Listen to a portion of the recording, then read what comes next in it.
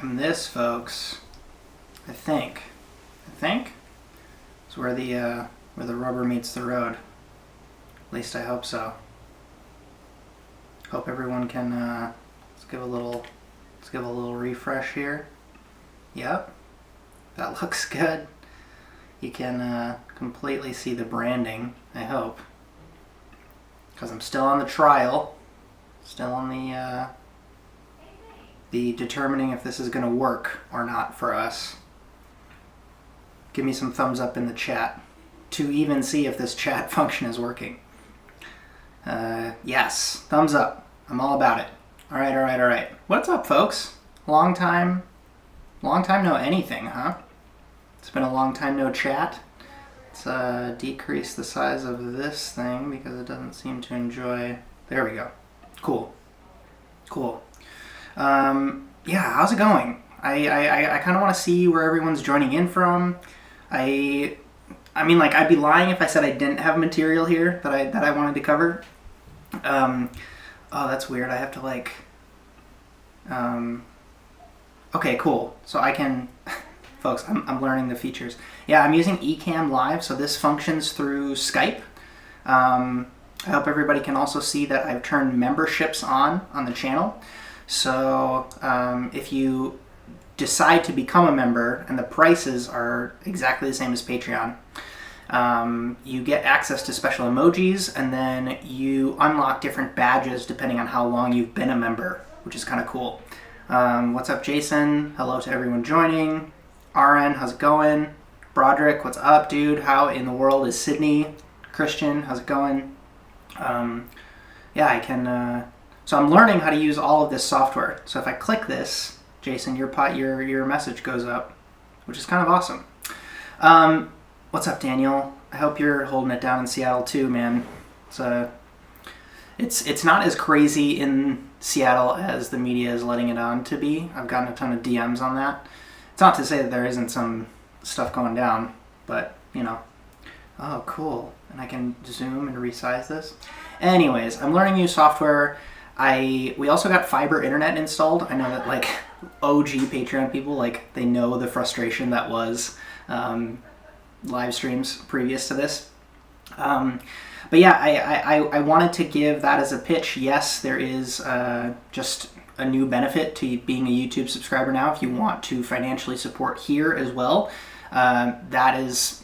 It's available, it's live. There's a couple other like engagement things that I want to talk to you folks about towards the end of the live stream, but for now, I just kind of wanted to introduce this concept that I'm calling office hours, and you folks in the chat can kind of leave suggestions of other things that you'd like to brand this whole thing.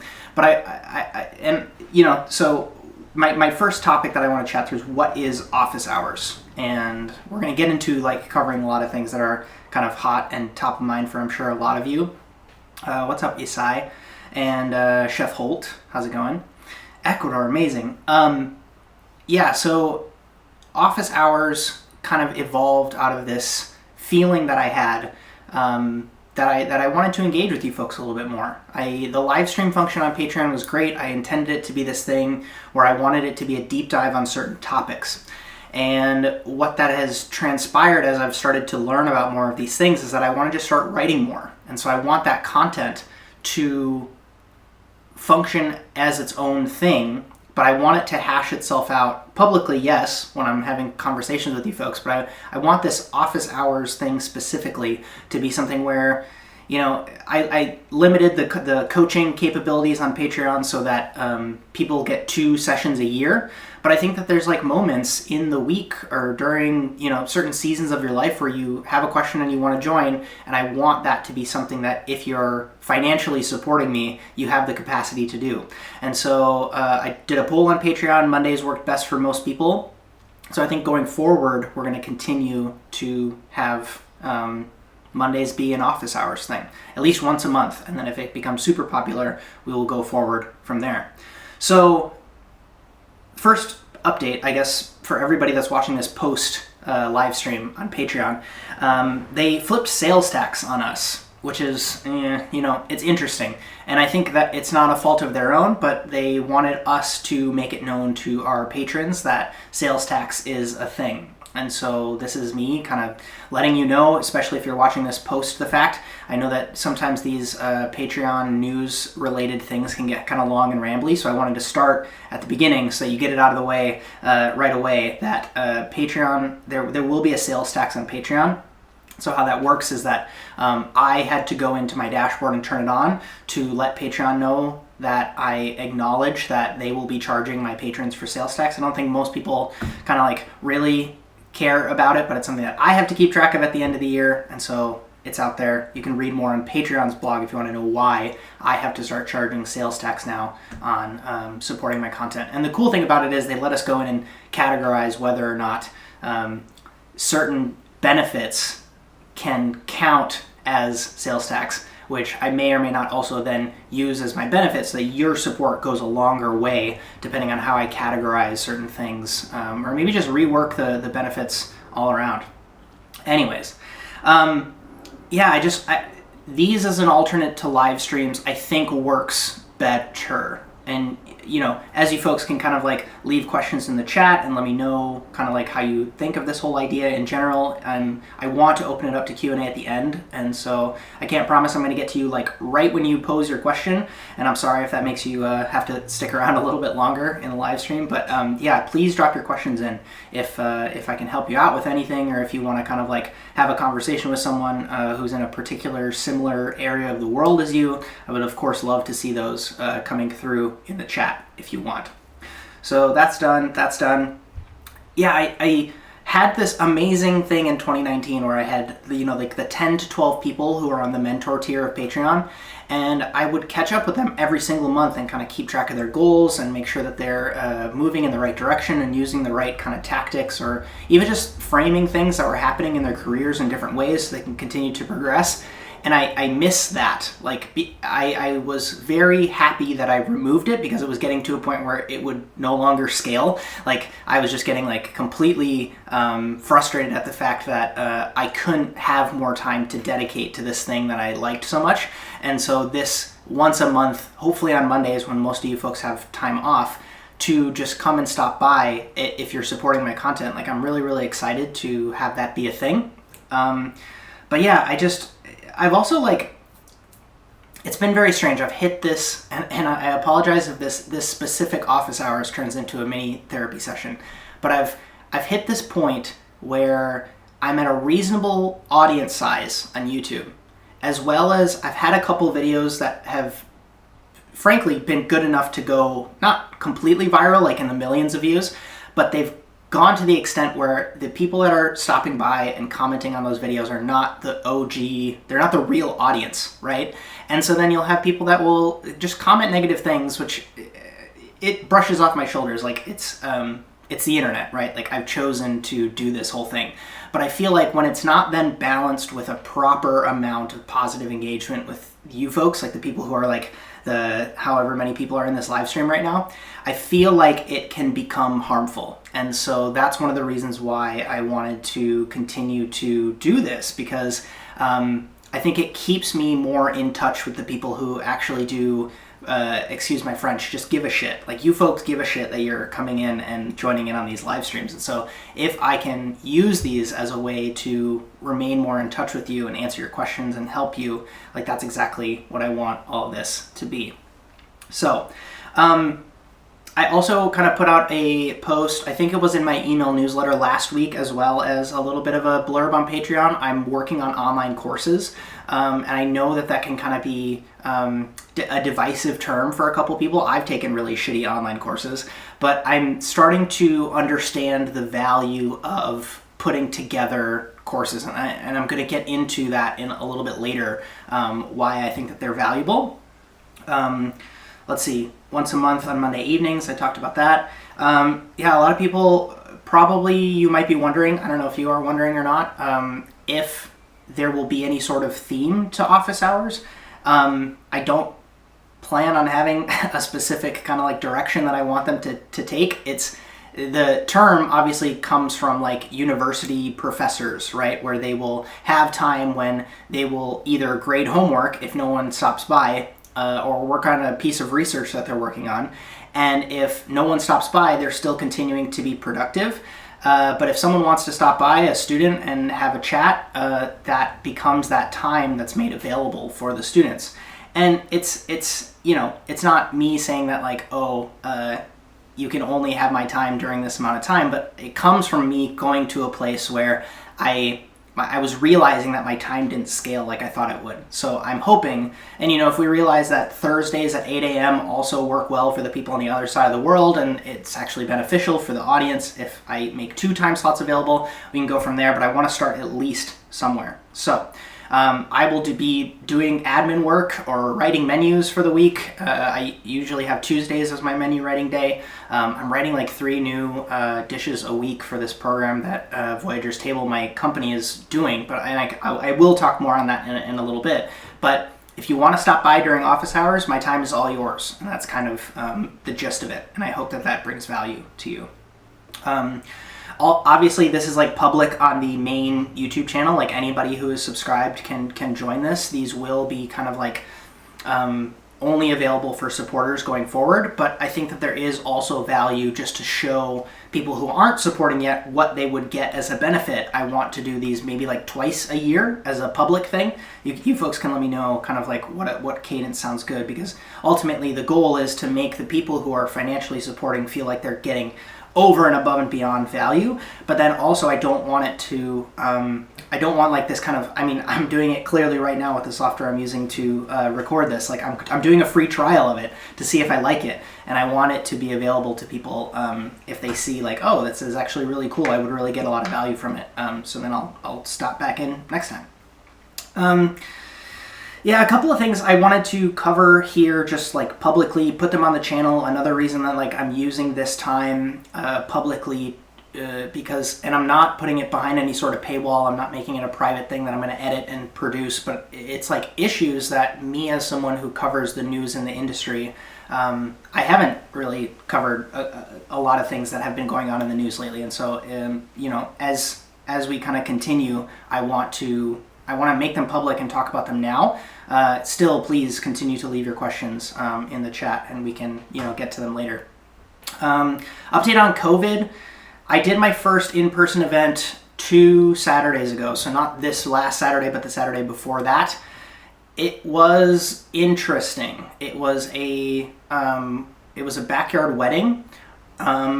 Weirdly enough, the guests for that dinner had all been in touch with each other during quarantine, so I actually could serve a family-style meal, which I know I've talked about in previous videos is something that like we are not going to try to touch for guests if they haven't been together, because it's just like from a sanitation perspective and just public safety, it's not a good idea to do family-style things.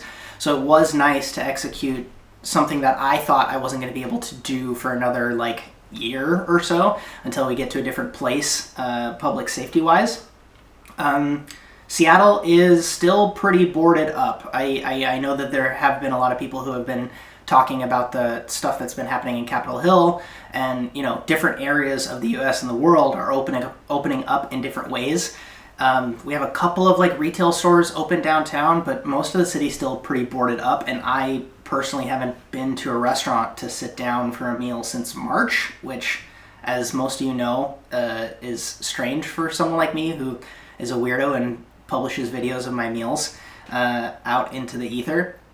So yeah, I guess that's like an update on COVID. I'd also be curious to hear you folks how everybody's been holding up. I know that a lot of people have been out of work or really kind of pressured in different ways because of this crisis, truly, that we're all going through. Update on Voyager's Table.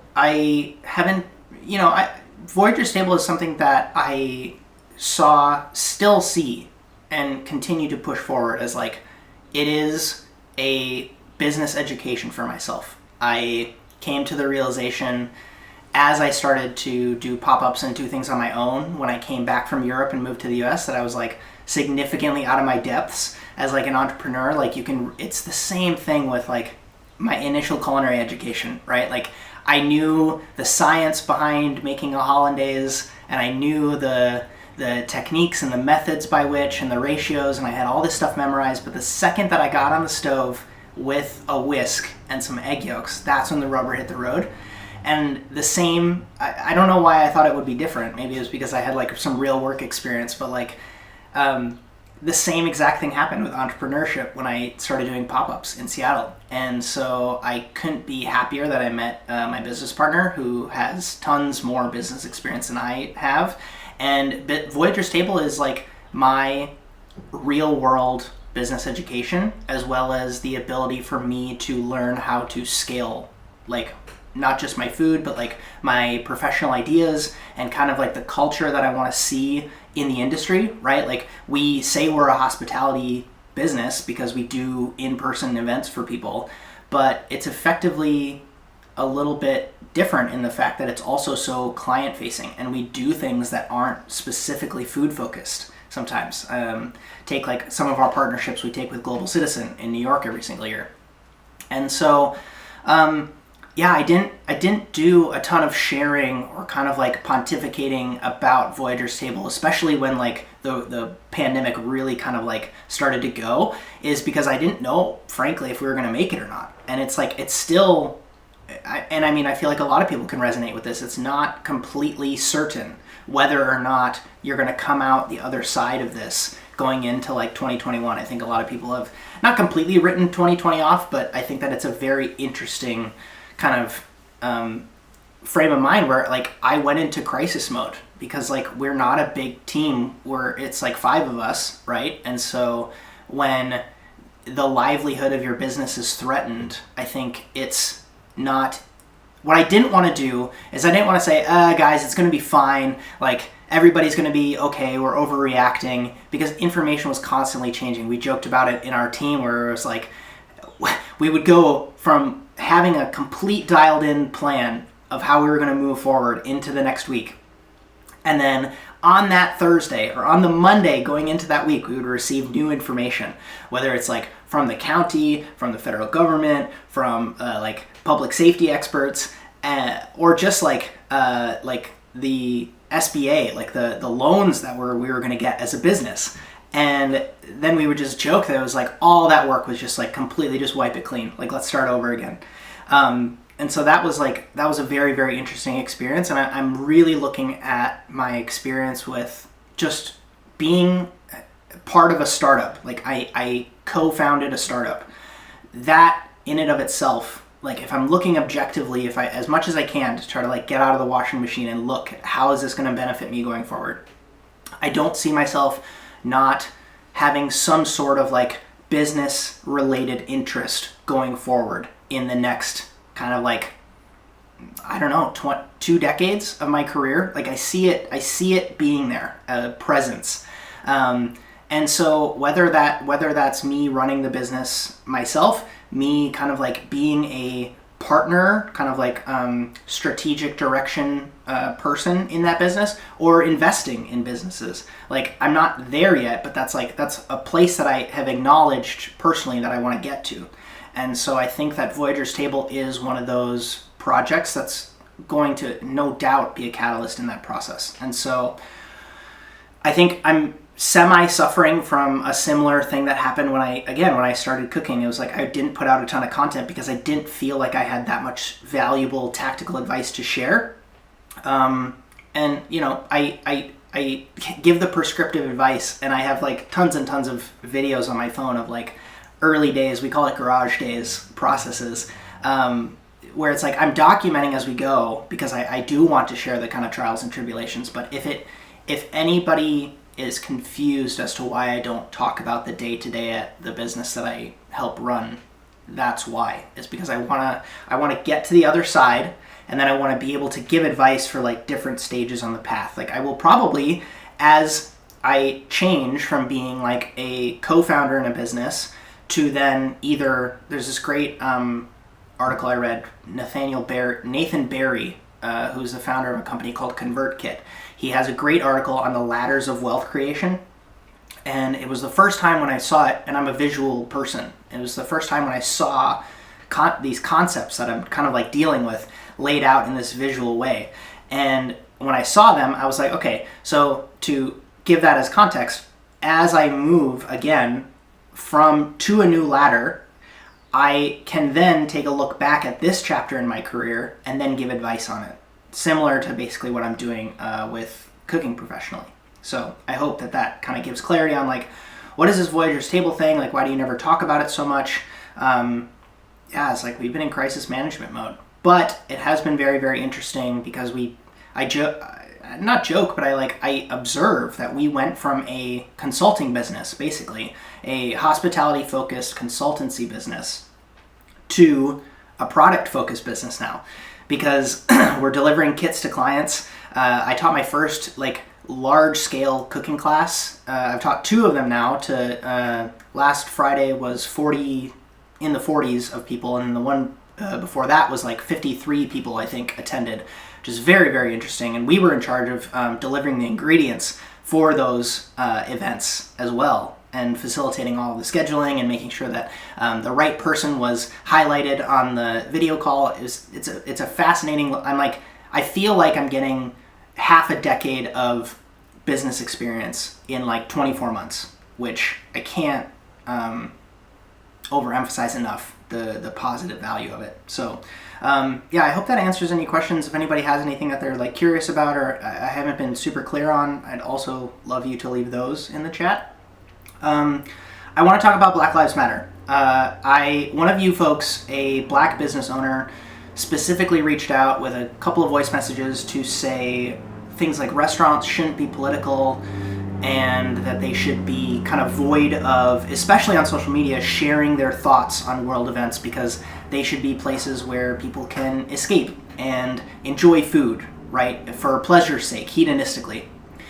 And whether or not this specifically requires me to do a solo podcast episode on, I think that most of the audio here will go on to be its own podcast episode. I think that this section specifically should be a clip so that people can kind of know where my thoughts are on it. I don't necessarily agree with this person's perspective, and I want to share why. And I'd also, as most of these, topics go, I want your conversations in the chat so that we can kind of hash out different things as we go for this kind of thing.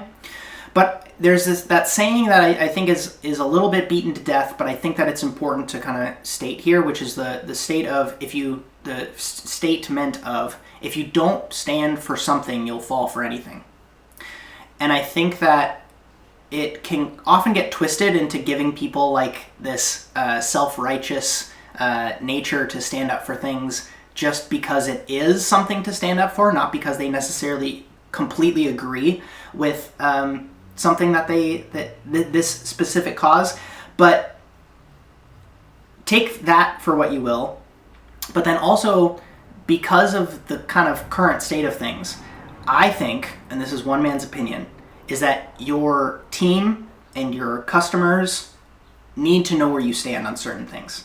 Because if you are someone that's saying, well, I only cook at home and I publish my content online and nobody ever has any sort of in-person interactions with my food, I think that your stance on things, because of the nature of your business, can be a little bit different towards people that have restaurants in the traditional sense, which basically means anybody off the street can come in and sit in your establishment. And I think we're seeing this with the masks kind of play out, right? Where people get so up in arms with people that don't wear masks, or conversely, the places that have guidelines that say you can't come in here unless you're wearing a mask, right? And so if by allowing your team to feel supported with the resources to address these interactions that may or may not take place in your place, you are then kind of drawing a line in the sand, which is saying this is where we stand on this issue, right?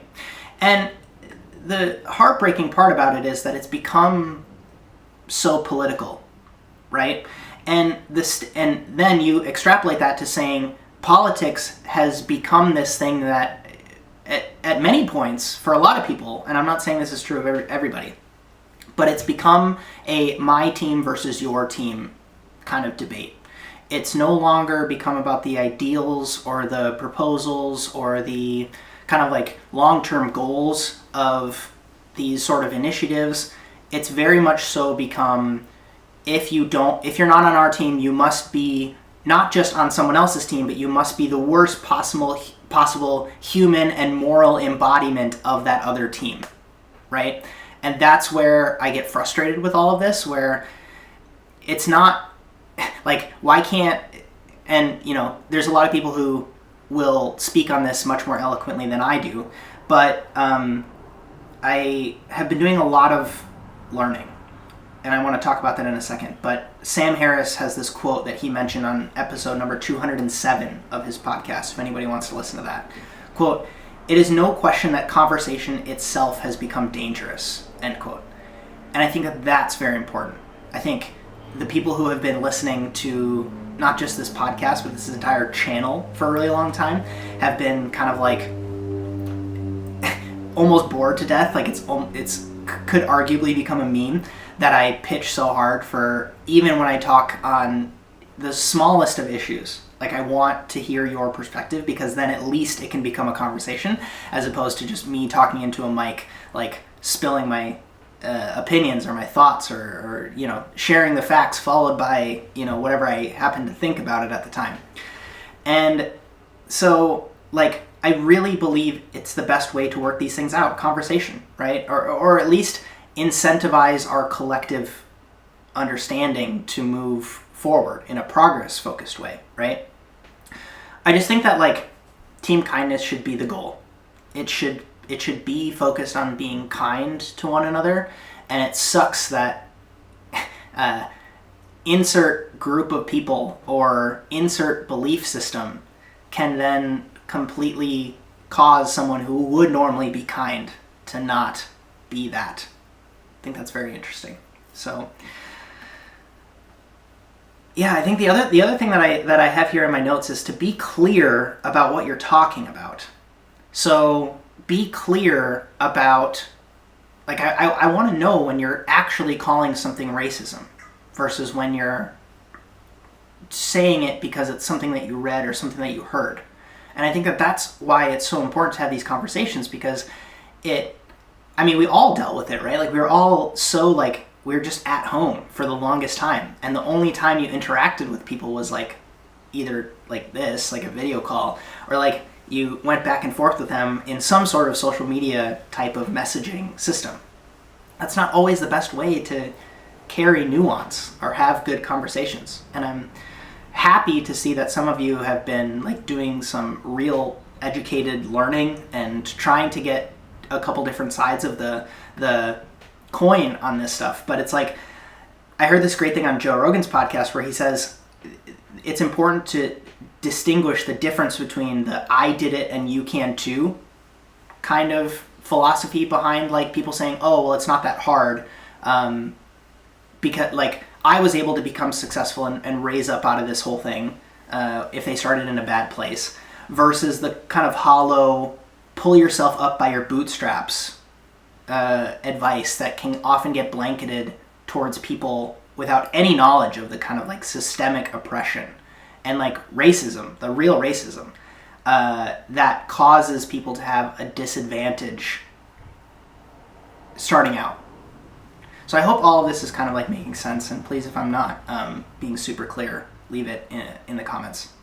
I just, like, and this is always, I realized this as I was writing my notes here, that I want you folks to think for yourselves.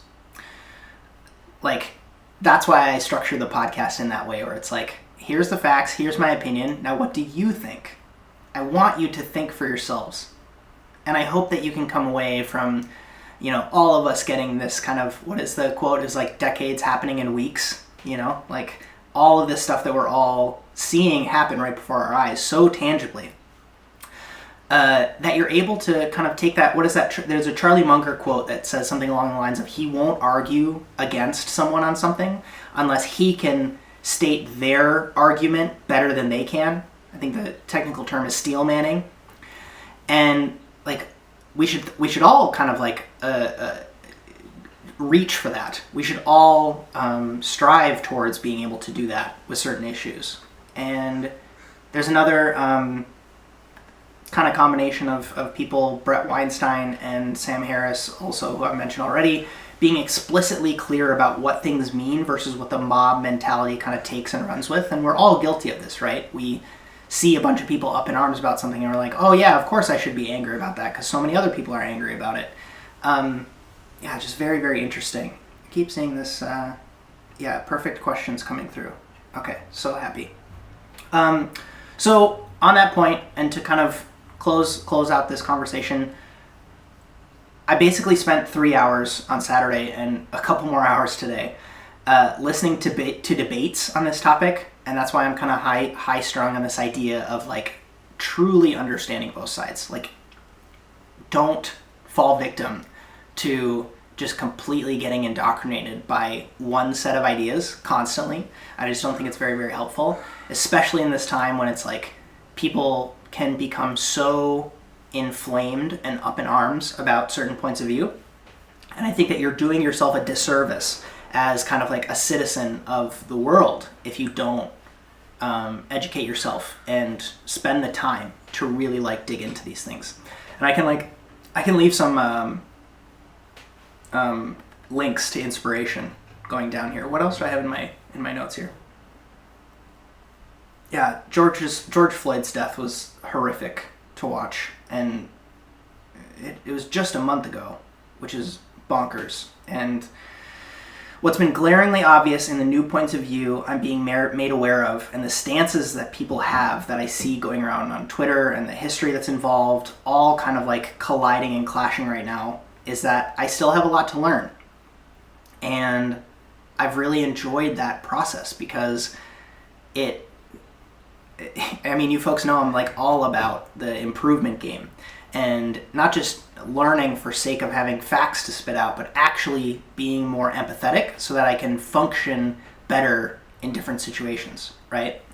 And that's worth it to me. That learning process is worth it to me because I don't want to move out into the mountains and be isolated and just be, right? Like, I love cities, I love traveling the world, I love helping people, and if I'm going to continue to do that, if I'm going to be able to be made aware of more things that are happening with and to people, the best part of all of that is that I know what to do with that access and that ability to impact people's lives once I have it. I'm not afraid of it. And so I'm going to continue to pursue it because I think it makes me a better professional. I hope. I hope. So with that, Black Lives Matter. Let's all work really hard to be more kind to each other this week. And, to completely change the topic, I don't want this to completely go to zero, but I want to talk about my newfound passion, which is teaching and writing online.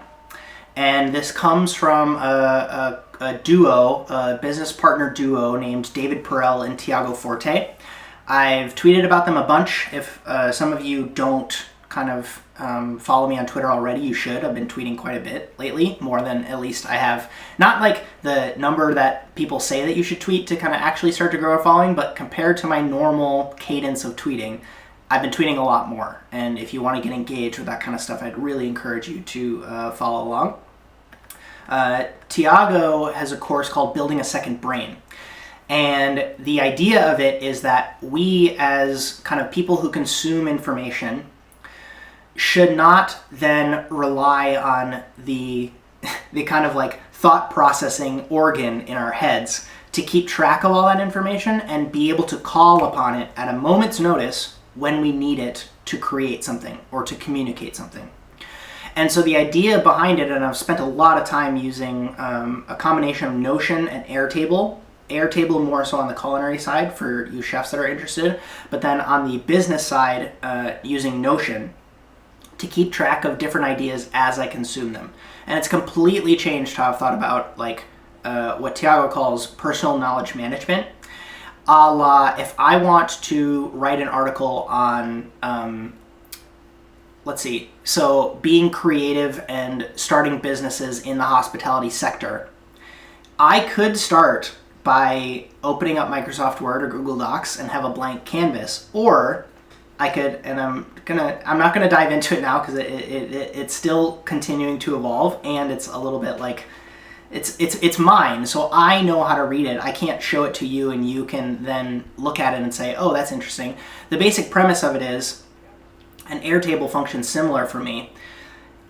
We've all had places where we work or people that we've worked with where their knowledge system is pieces of paper, non-searchable, strings of emails in their inbox and sent box, or conversations that they've had with either colleagues that then go off to do other things. Or what I'm saying is, it's not searchable, it's not in one centralized location, and it's not aligned to the ability that the brain is actually good at, which is having ideas. So the second you have an idea, how soon can you go from having it to capturing it to developing it to then sharing it?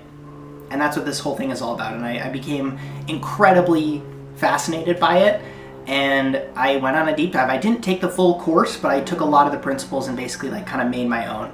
And I'd be curious on sharing that with you folks when my culinary one specifically is officially built out. So think about all the dishes you've ever made on all of your menus. The kind of 3-tiered system that I spoke about in one of my previous videos about menu writing, where it's not only having the descriptor of the dish, the name of the dish on the menu, but then it's also how does the person who's presenting the dish to a guest talk about it, aka with all of the kind of oh, this comes from so-and-so farms, the chefs prepare it, blah, blah, blah, blah, blah, and it's finished with blank. But then how do we talk about it internally? That note is there with the dish.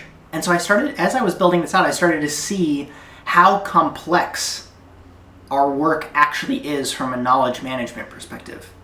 Because not only does that dish then, I'm basically admitting to you folks, and you can back me up on this if you've dealt with this, the dish has 3 different ways to describe it, depending on the person that you're talking about it to, or where it's getting displayed. But then that individual dish and the components that go along with it come with a prep list. And then that prep list has specifics behind it. Same thing with the order list, right? How many celery roots do we need to make the celery root puree? And then what's the recipe for that?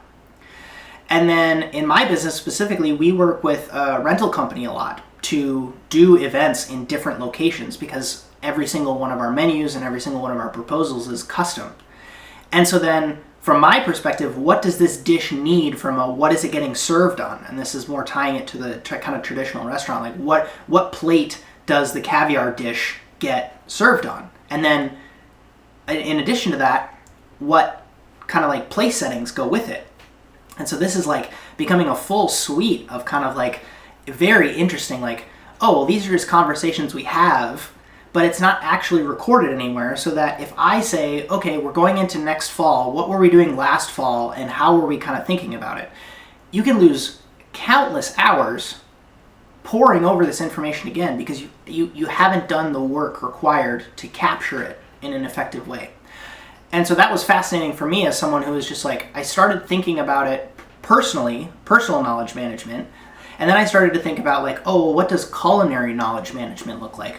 Because a lot of times, we as chefs are put on blast, we get handed the microphone to say, what do you want to serve this on? Does this need a spoon and a fork or a fork and a knife? And if we were able to just create and not dump, but actually curate and categorize our ideas in a way that's useful, not just for us, so it's out of our heads, like I said, but so that it's useful for our teams, then, how many chefs just get constantly berated with questions all day of what are we going to serve this on? What wine goes with this? Where is the cheese from again? And to be able to spend the time to manage this culinary knowledge and then make that accessible for your team so that they can then go in and look. I haven't seen that done in a professional setting yet. And if you folks have examples, I would more than love to have the people who are doing this properly on the podcast. And I started to see this habit at different places in my career, right? Where, French Laundry recipes in particular were very systemized. But then it was one of these things where it was like, in an instance where, if I'm making a puree and the instruction is to use a very specific type of olive oil in that puree, or a certain brand of dried fruits, or something along those lines. If we didn't have that ingredient, I would then have to go talk to either a chef de partie who's made it before, or a sous chef of mine. It is crazy to me that they say, oh, last time we did it, we had to do this. Why would that first instance of, oh, when we don't have this olive oil, we use this instead, that can get cataloged into this personal culinary management system. And then, if you are looking at that recipe live on this, and I don't know if this is an app or if I exclusively use Airtable, I don't know how this works yet. I'm just kind of like, this is the same epiphany I had when I was like, oh, well, making a reservation and dining out should actually be a little bit easier than it is. But I'm actually actively trying to build this based on the work that Tiago Forte has done. I'm writing a lot more. This is clearly evidence of that. Like, my notes on this live stream in particular are pretty long.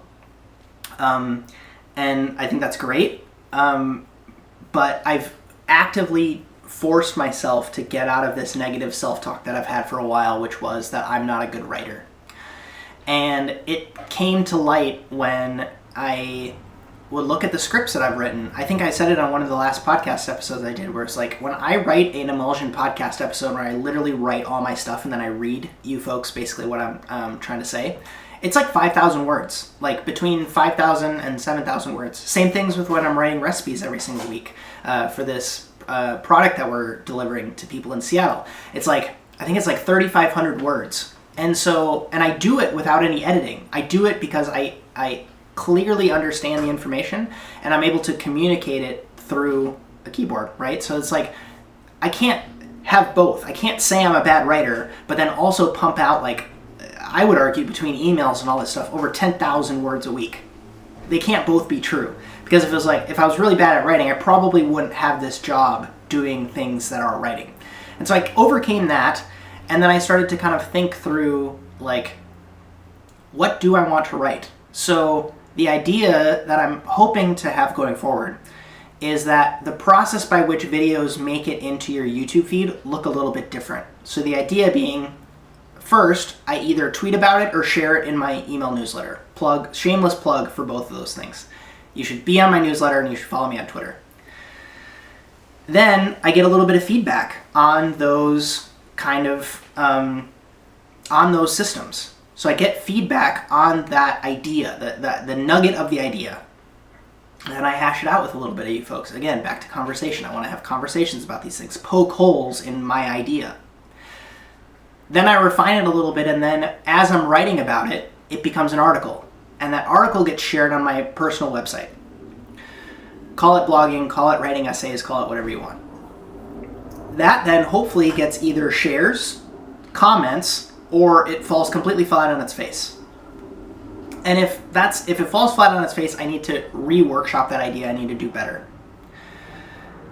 If it does well, and it's not just to say that only the good articles and the good tweets are going to get made into YouTube videos, but then, basically because any one of my scripts for any one of my YouTube videos could be turned into an article. Any YouTube video that I've made in the past, whether it's like the Stagiaire email template video, any of the kind of like, these are tips to improve your station at work videos, maybe some of the knife gear reviews, if you transcribed all of that audio that I say in the video, and put it into a Medium post and made nice titles and italicized a couple words and made some things bold, put some quotation marks around a few things, that's an article. So it's like my article then becomes like my starting point for the script for the video. And then it becomes a YouTube video. Because I run into it sometimes with, I made certain claims on my what is the difference between a cook and a chef video, that if that idea that I had would have been more out there and available to the public, I could have refined that kind of last statement that I made in that video, which was basically, if you're getting paid to cook professionally, you are a chef. And I think that a lot of people have issue with that specific statement. And the argument that I've seen that stands up particularly well on my argument is that people at McDonald's can call themselves chefs then. And I think that there is some workshopping that needed to be done with that final kind of like mic drop, not mic drop, but like that final closing argument that would have been better had it lived as an article first, where I could have had people comment on Twitter or email me in private or like whatever. It would have served me better to have gone about producing that piece of content in particular in a different way. And I hope that if you've been following along for a while, you can see that I see problems in the industry. I see problems in the way that we work. I see improvements that can be made, optimizations, but I don't know how they play out yet. And if I'm going to do and make the changes that I hope to see in the world effectively, I need to be able to share them in a productive way that is not just me being this kind of like holier than thou. I've never been like that, but like the whole process is going to benefit if I can improve my writing habit. And so that's kind of like, I'm semi doing this to say publicly so you folks can keep me accountable, but at the same time I'm letting you know what to expect, so it's not like, oh well, is he not being a YouTuber anymore? It's like, no, you're actually going to get better videos, right? You're going to get more well thought out videos where it's like, I'm going to get to a point where like, oh, I actually need to call someone about this, or I would be better off if I got a different perspective to talk about this with me. Or even in private, so then I can learn about it and then I can quote those people and cite what they've shared, right? So you're getting better content. It's just going to look a little bit different than the traditional kind of like, oh, just publish the YouTube video and call it a day kind of thing, right? And this is all about kind of like, this is in David Perell's like 4-figure writing course. Gonna take a drink.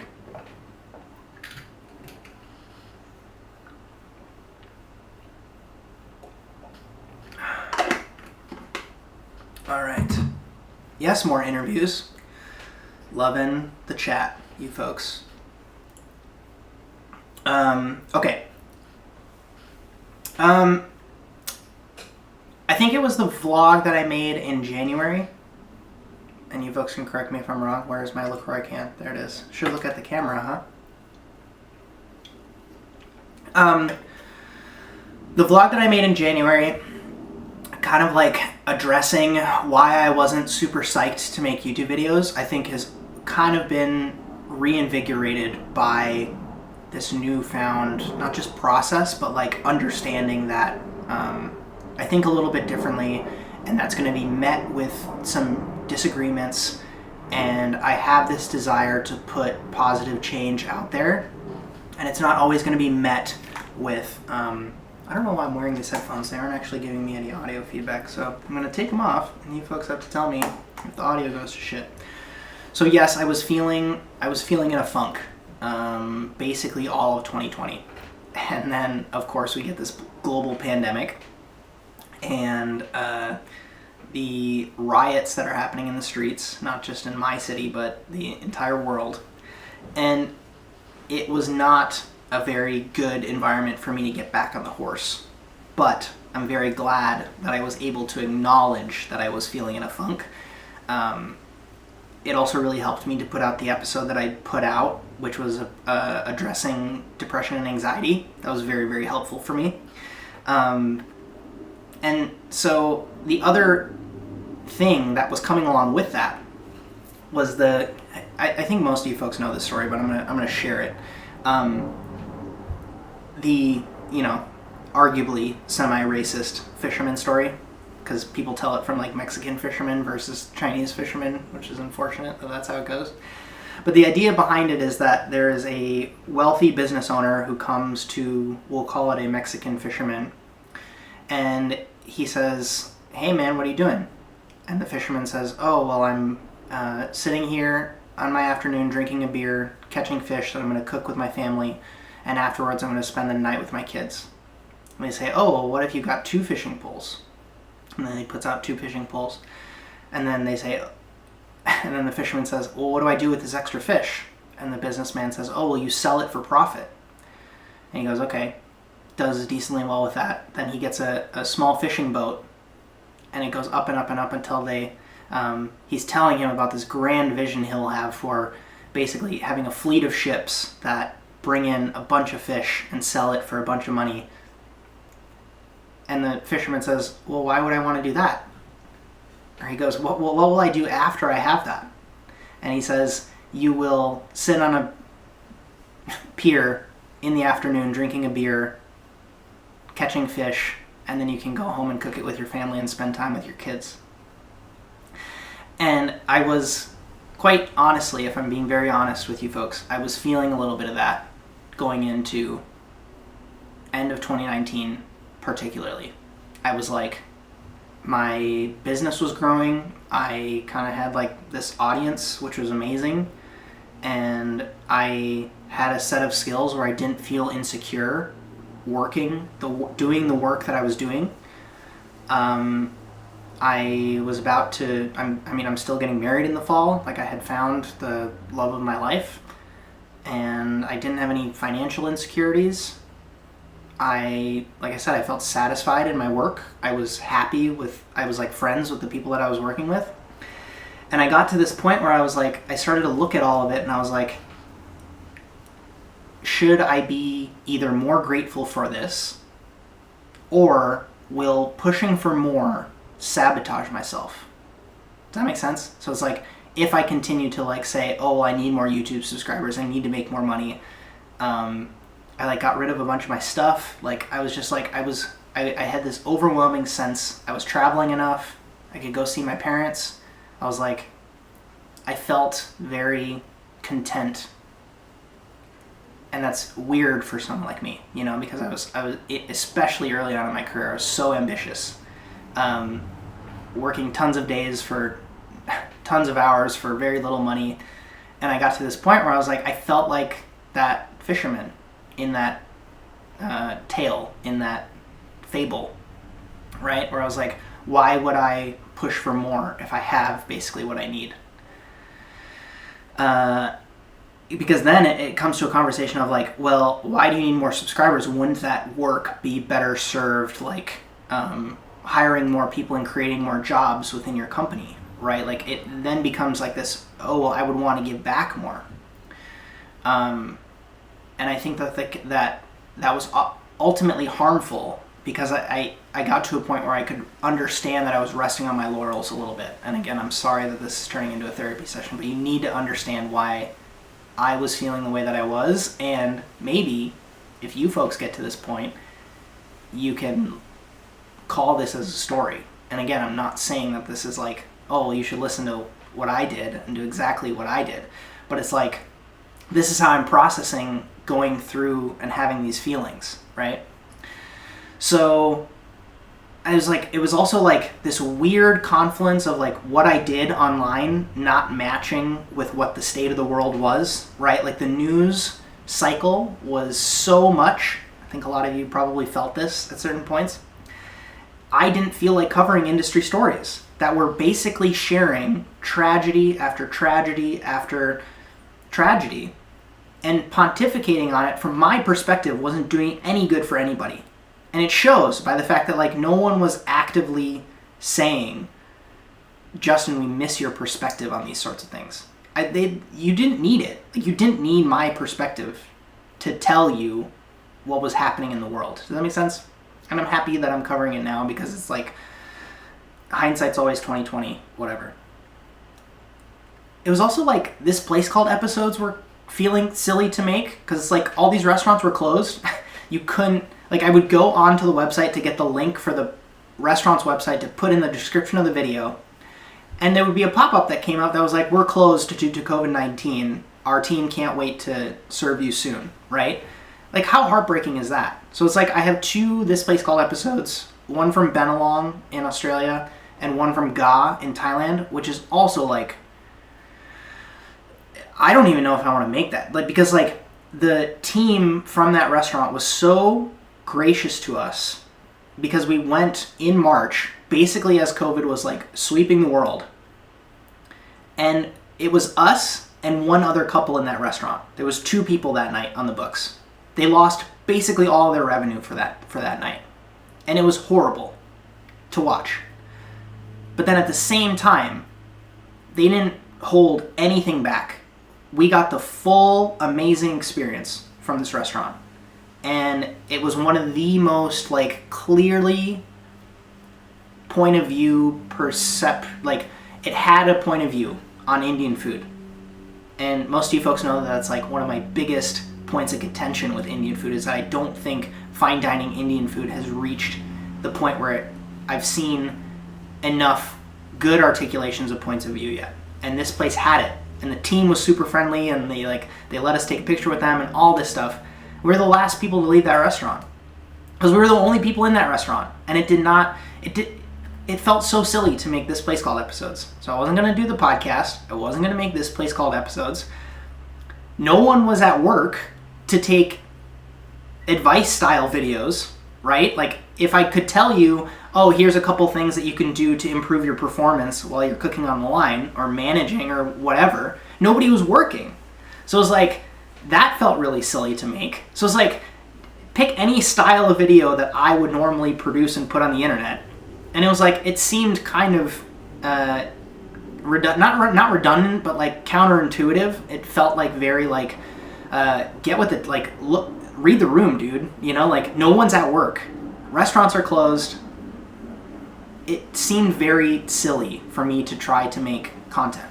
And so then it was like, it kind of sucked it out, right? It was like, oh, I can't make or do this thing. So that's why I like burrowed into this like weird research phase of the last 3 months, where it was like, I felt like, and most of you folks know I love my Dragon Ball Z references. I went into the, what is it called?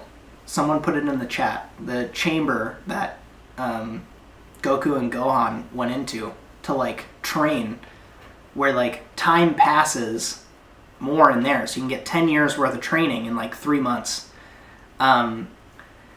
That's how it felt. And I feel like I'm coming out the other side of it, having so much more clarity on what I want the channel to be, what I want my work to be, what I want to put out into the world. And I'm reminding you folks that had the global pandemic and the riots in the streets not had happened, I wouldn't be seeing the benefits that I'm seeing now, because I took some time away where I was like, I truly had to reflect on it. Not just a vacation, but truly reflect on it. And then come back. Yes, hyperbolic time chamber. Amazing. And so I also kind of in this whole light where, as these news events, you know, like news events like, oh, certain chef at so-and-so moves to a different restaurant, or so-and-so has a lawsuit against them, or Ryan Sutton wrote this piece and it's total bullshit. That's easy for me to cover because I can have a grasp on it. Like, I can see it, I can perceive the point of view because it's coming from one person more often than not, or it's a little bit of outrage in like a corner of the internet. I can cover that. I feel comfortable doing that. I feel like my point of view has something to add to that conversation. But my desire to help bubbled out, and it got too wide as all of this stuff was happening in the world, right? And I had to realize that I can't help everyone. I can't help everything. And that's not me saying like, oh, I'm the best and I could help everything if I just had the right platform or if I had more followers or whatever. It's me acknowledging that I'm not the person to do that. That's not my area of expertise. It's just like, I wanted to help so bad, and you see these people saying that they can't go to work. They're having to close their restaurants. Like, friend of mine in Seattle has been in this space since he was 25 and he had to close his restaurant. What do you say to that? So this is not his fault, right? And so it was like any of the advice that I could have given or could have pontificated on, it felt like a fool's errand to try to. It felt like shouting into the void, especially at this point in my career, you know, because you see people at the top echelon of business success in the culinary world, and they're trying to help, but then people are getting pissed off at them because they're doing so by sitting at the same table as our president. Very, very bizarre. Very bizarre. And I didn't feel like I could help. And that was a weird place for me to be in, to be very honest. Anyways. I was very happy to finally get to the point And I haven't felt this way in a long time, and it felt really, really good to get there in this kind of like, what was it? The hyperbolic time chamber? Hyperbaric time chamber? What's the difference? Hyperbolic, hyperbaric? Somebody Google that. When I have something to optimize, or if I'm at the bottom of a new learning curve that I'm motivated to see through to the end, I need to caveat with that, I thrive so much. Start a new video game, need to learn a new piece of software, get a new camera and need to learn the ins and outs of it, new piece of kitchen equipment, new knife that has a really interesting angle and it's very challenging to get the sharpening just right, new computer setup, all of these situations, the novelty of it and the challenge of learning to master it, that's where I thrive. And so that's why I kind of like, I took a step back and I went into this kind of like training mode where it was like I was learning how to improve in these ways where I could see ripple effects down the line. I completely kind of like revamped who I was following on Twitter, not so much Instagram because I don't scroll Instagram that much, but like developing this knowledge management system where like I basically made it more entertaining for me to read articles on my iPad and take notes on them than it is for me to watch YouTube videos. And it's not to say that one source of content is better, because you can get amazing interviews on YouTube where you're learning more than kind of like clickbaity style junk articles. But it was like I forced myself to develop these habits that ultimately like made for a better me. And so I'm hoping that that can kind of like give you some insight as to why I know this seems like it's a lot about me, and I want to get to your questions in a hot second. I'm almost done. What this all leads to is a series of online courses that I want to launch in the next couple of weeks and months. And I think the issue that I had most of you folks know that like I've never had an issue attaching my work to financial remuneration, right? Ads have always been turned on YouTube. I've never been against advertising. I've taken some sponsorships in the past. I have a Patreon. I've always wanted it to be baked in to what I'm about. I think that what I do is valuable, and I think that there is financial remuneration that would go appreciated if you also think it's valuable. I didn't want to be one of those channels that's like it goes for free and anti-ad and too good to accept your money for too long, and then all of a sudden I decide I want to turn it on and the community, like I lose 100,000 subscribers from it because the huge backlash, because I've always been about doing this for free. I also think that is coupled with the idea that there's a lot of people out there who just like, they sell you the course about how to make money on selling courses. Does that make sense? Where it's like, and I've taken some of those courses and I was just immensely disappointed. I was like, this is not teaching me anything. Or the people who were teaching didn't actually know, they weren't outliers in their field. They weren't high performers in that specific discipline. And that's why I tout the discovery of David Perel and Tiago Forte, because both of their courses, Building a Second Brain and Rite of Passage, both are incredibly valuable. There's a clear reason for why they exist. They have these secondary and tertiary benefits in addition to the material that's covered in the course, a la feedback from the cohort that you're taking the class with, as well as the community that can extend beyond kind of the class itself, as well as what they were doing now in their latest cohort, which I'm very excited to do as we kind of like grow this out. They're bringing mentors back. So it's like if you've taken the course and you've gone off to do something, you then come back and participate in the next kind of cohort of things. And this is also kind of like it's colliding with this immense frustration that people have had for great reasons in the culinary school system for ages and ages and ages. And then we're also seeing it play out in like larger institutionalized education systems in the US in particular, where it's like, and COVID accelerated this, right? Like, why am I paying $60,000 a year to be on a Zoom call? So what if I could create something, this is the nugget of inspiration for it, what if I could create a nugget of what if I could create a nugget? Been talking for too long, being on camera for too long. What if I could create a course that you not only got immense professional value from and learned valuable skills, but then the completion of that course was actually a signifier to a potential employer of like, I know how to do this, right? I know how to reasonably conduct myself professionally in a kitchen. I know how to organize myself, and this is like me also taking a look at the immense flood of questions I get. That's why Reps started, right? Reps started because I was like, people would ask me, how do I get faster in the kitchen? And now I'm getting kind of like a different version of that question, which is leading me to desire, what I want to create a course on it, which is like how to be organized in a kitchen, how to operate efficiently and effectively in a kitchen. Professional one, not just at home. And so that takes me to this place of wanting to launch this thing that can then, you're learning with other people, you're growing in your network, you have this thing that you can show to someone that says, I completed this, because that holds more weight than I watched Justin's YouTube video on it. I don't know if that holds weight.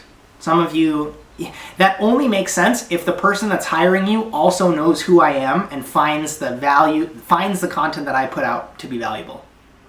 So we're still culturally, for whatever reason, stuck in this framework, and for sometimes good reason, because there's a lot of snake oil salesmen out there who think that, oh, just because you say you have the knowledge or you've done it in certain ways, it doesn't hold as much weight as saying, oh, I went to CIA or I went to Le Cordon Bleu, right? So I want that to be launched by the end of the year. I'm saying it publicly now so that you folks can keep me accountable.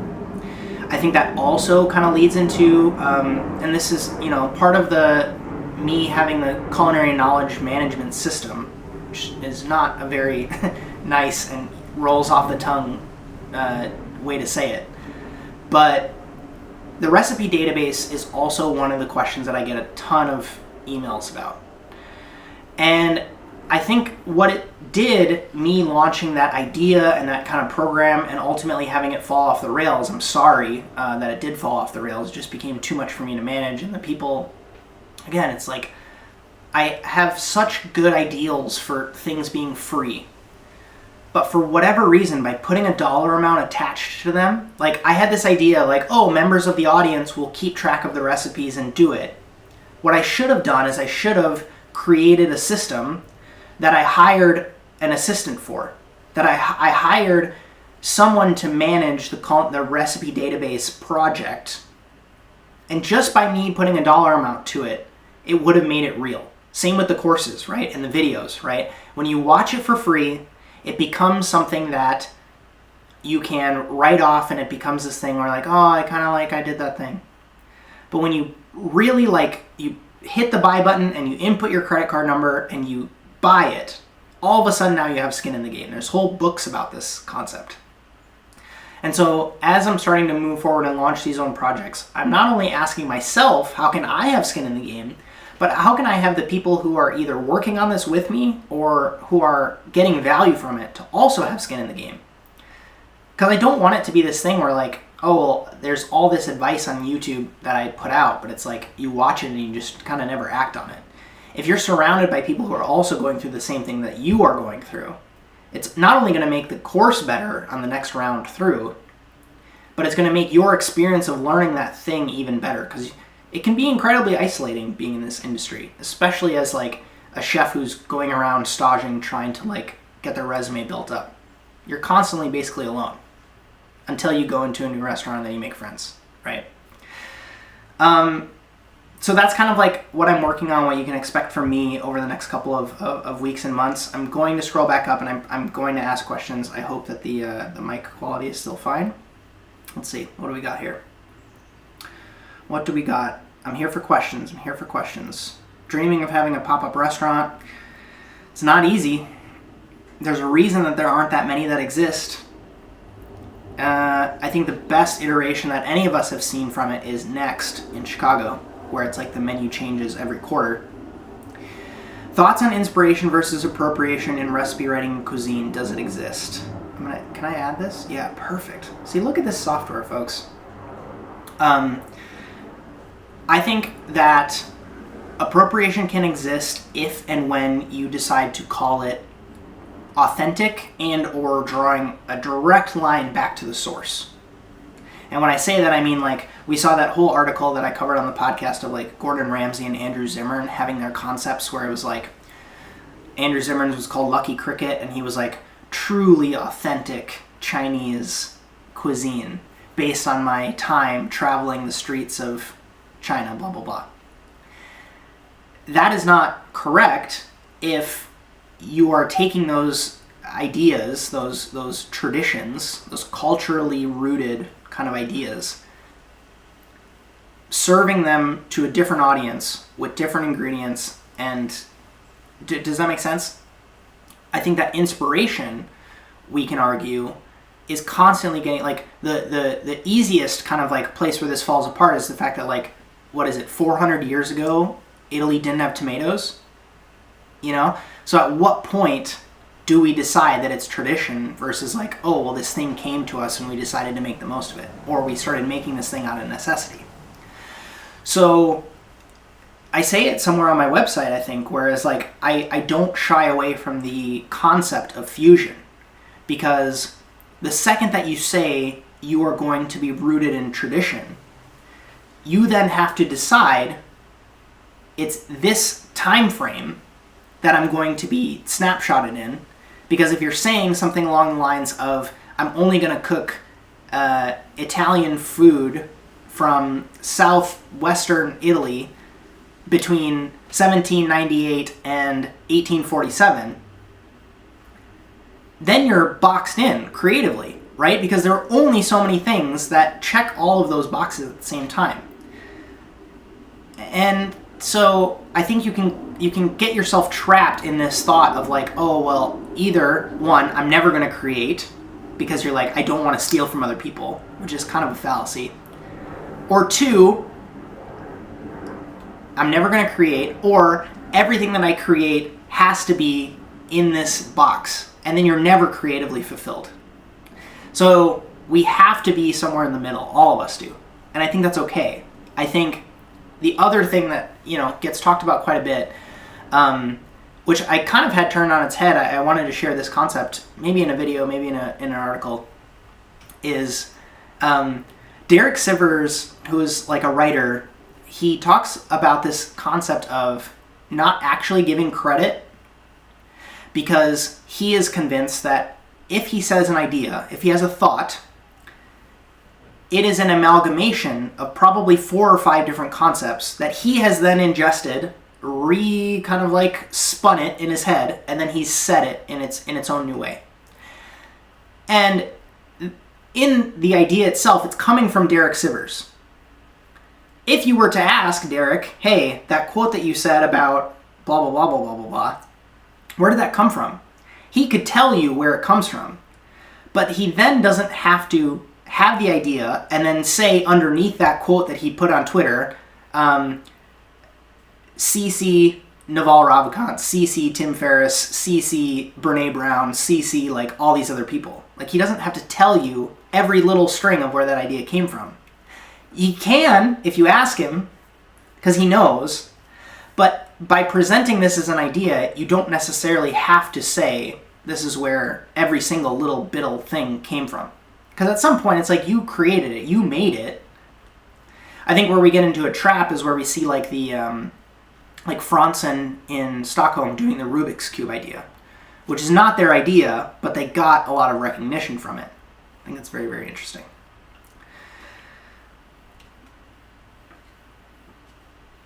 How are you, Rohan? What do you think about getting in a certain cuisine from an upcoming chef? Do you think getting invested in a certain specific area is beneficial? I think this is also a fascinating topic, which I think I haven't fully deep dived in, but I think that it's interesting to play around with it for a second, so deal with me on this. You should just constantly be cooking the food that you're excited about. And if for those 9 months that is South Indian food, you should do it.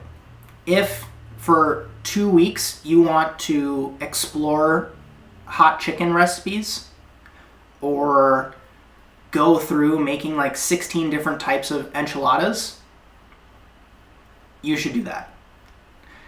Especially early on. Because I don't think that you're not going to get benefit from any of those experiences. And I talk about this in the reverse, where I had a guy who came to work with us in Norway, and he specifically, I remember I met him at Noma when I was staging at Noma, and he did his Saturday night project, which was a kind of like a degustation of onions. So he took like 6 onions, and prepared them into 3 different dishes with different textures and different uses of the onion.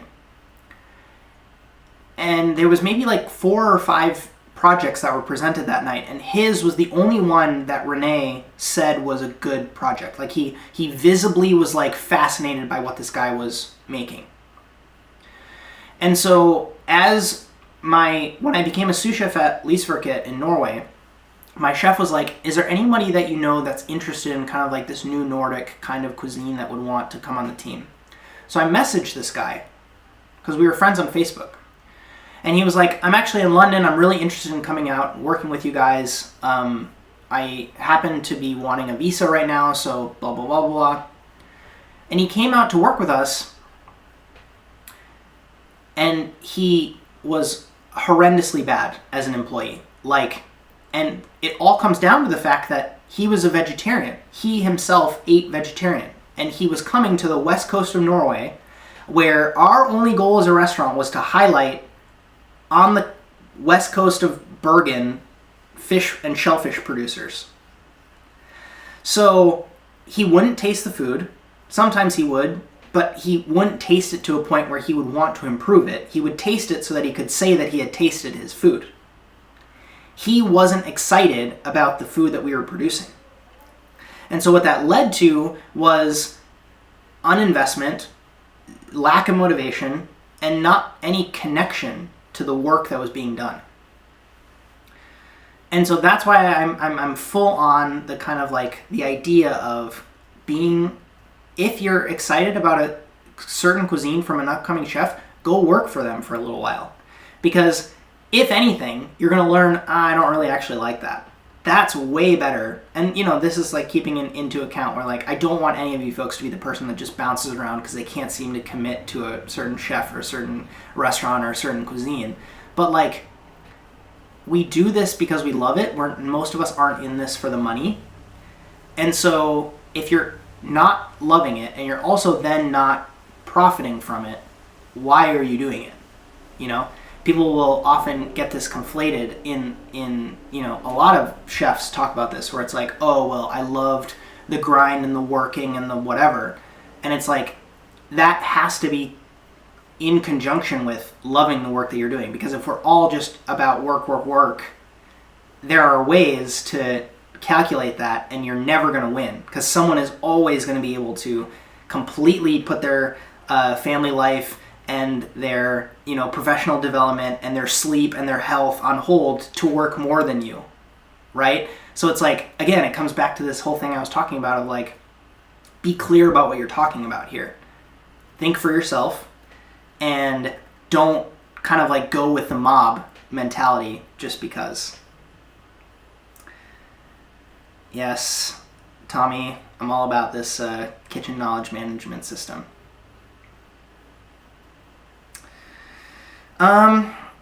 Is this showing up? Yes. Another question from Rohan. Any XYZ chef can make any XYZ dish from any part of the world, or do you think that single chef has their own taste?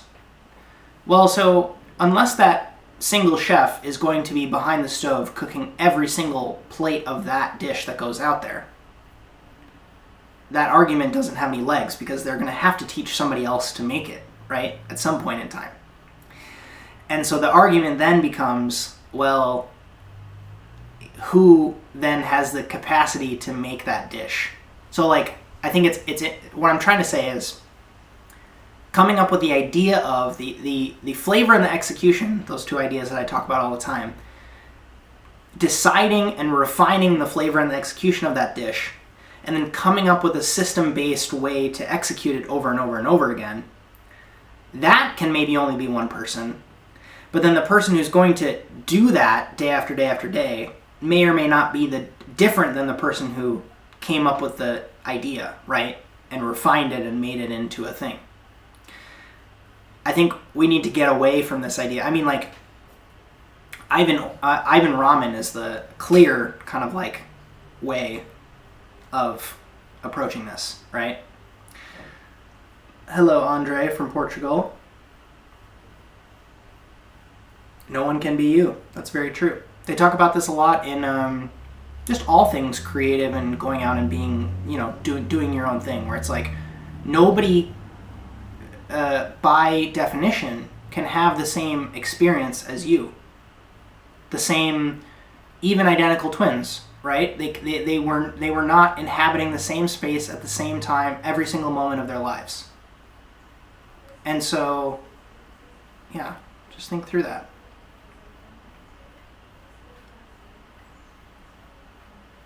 Yeah, I guess some of this McDonald's stuff is true. Preach, David. No downside to more knowledge. I like this software, guys. Also, I can do this noise. Oh, sorry if that was loud. Okay. Question from Superficial. How do I think the industry will have to adapt now that most of the world is beginning to lift restrictions? I'm a chef in Ireland and we just had our first day open since March 12th. We're seeing it in the US of people splitting more or less into two camps, unfortunately. People who are completely anti-mask and just want things to go back to the way of being pre-COVID. And then there's a lot of people who just like, because of those people and because of kind of like the state of things and the news that they see of the cases are going up, they're not going to leave their houses until a vaccine comes around. We've had it with client negotiations where it's like, oh, we're actually going to push out our contract with you guys indefinitely until we have confirmation that we can screen for people who have been vaccinated against this virus coming to our event. And that falling into two camps, don't really give a shit, let's just go out and we get it if we get it, and I'm not going to touch the world with a 10-foot pole until I know that things are safe, coupled with this kind of like complete like Achilles heel slashing of counties and governments of saying, oh, well, you as a restaurant can only be at 25% or 50% or 75% capacity. Oh, and there's going to be no subsidy to cover, other costs related to operating in that way. And the general like public perception of like it's outrageous if the cost of a sandwich goes up because we're operating at 25% capacity, but I think your product should still be the same. It's all really, really messy, dude. It's super, super messy. I like McDonald's. I'm sorry, Shikwari. I grew up at McDonald's. I'm not above McDonald's food.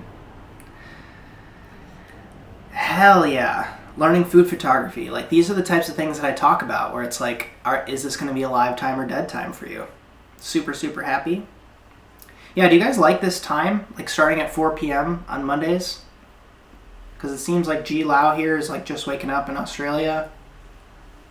It's like in the evening, kind of like most people, if you slept in on your day off, kind of like in the US, you're either like, I know a lot of chefs will like still stay up late on their days off.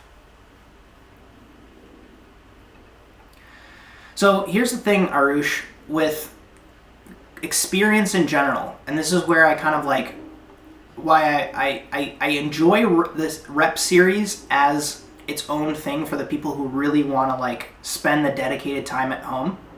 And I was thinking about this this morning, actually. The huge benefit that working in a restaurant gives you, more so than any sort of book knowledge or any sort of prep that you could do at home. Like there's people who have like made amazing meals at home for themselves, but they can't function well in a professional kitchen environment. It's because professional kitchens not only give you the scale at which to actually improve at these skills, they give you the reps. Your job is to French bones off of a lamb over and over and over and over and over again. And your only option in that situation when you have to move on to the next thing because the pressure is looming over your shoulder and those people are breathing down your neck, service is happening at 5, you have to get faster.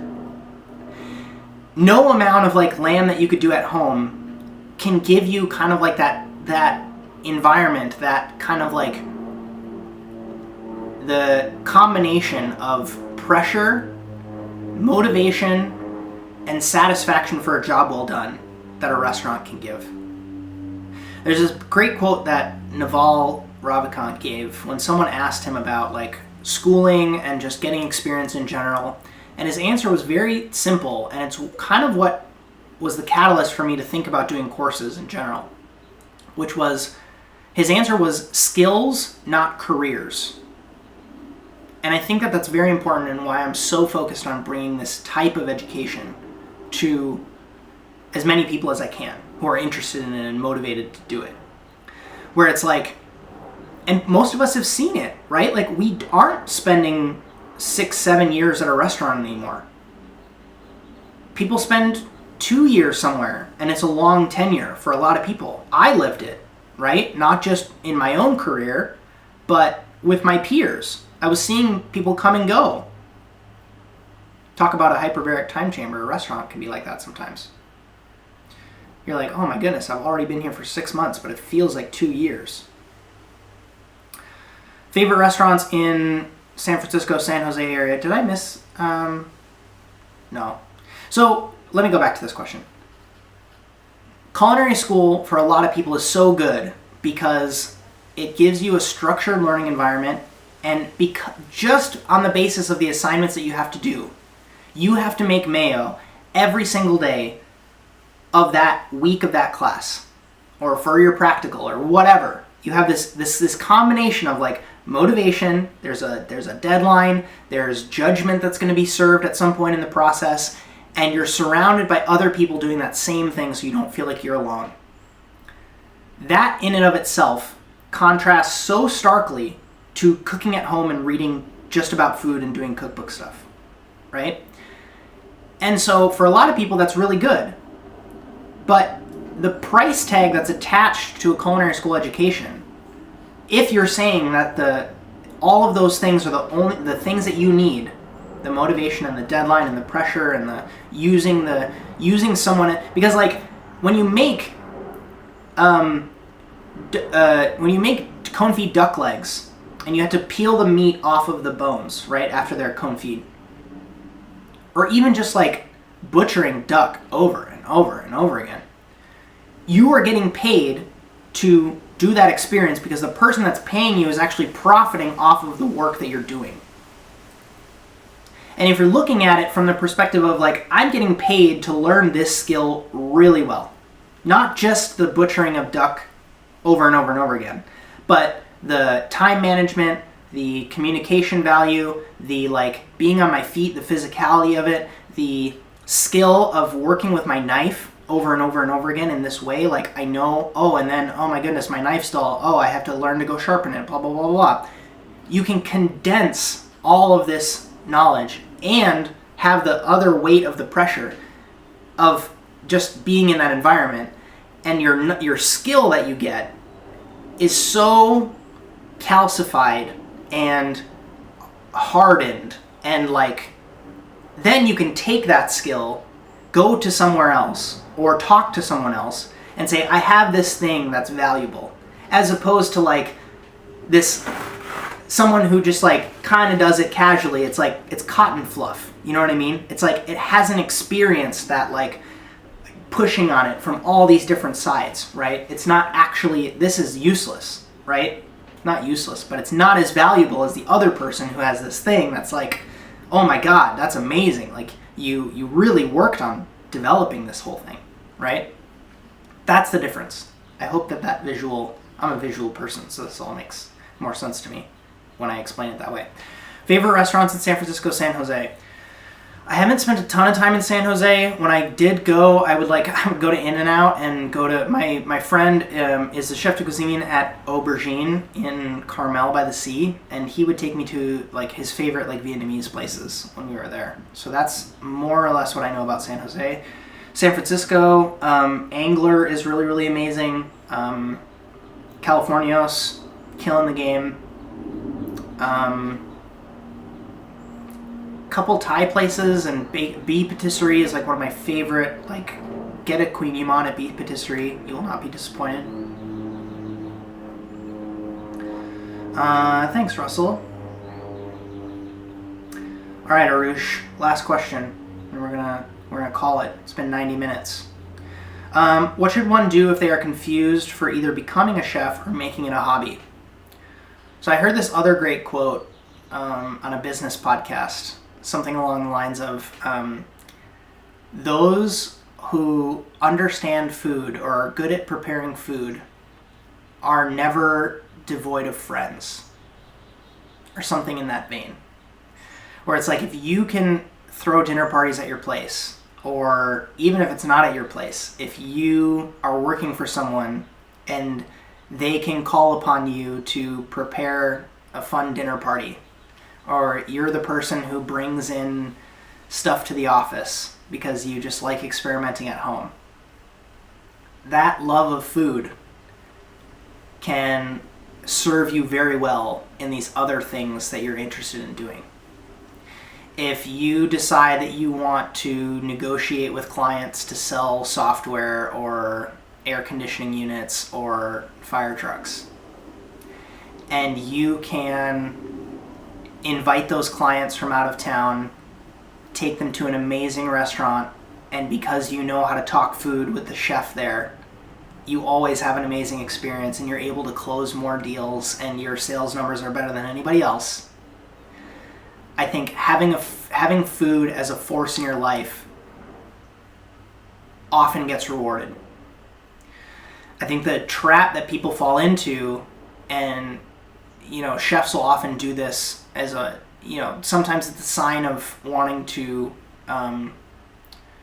solidify the importance of the work that they're doing, and it can often come at the expense of being like really harmful to people.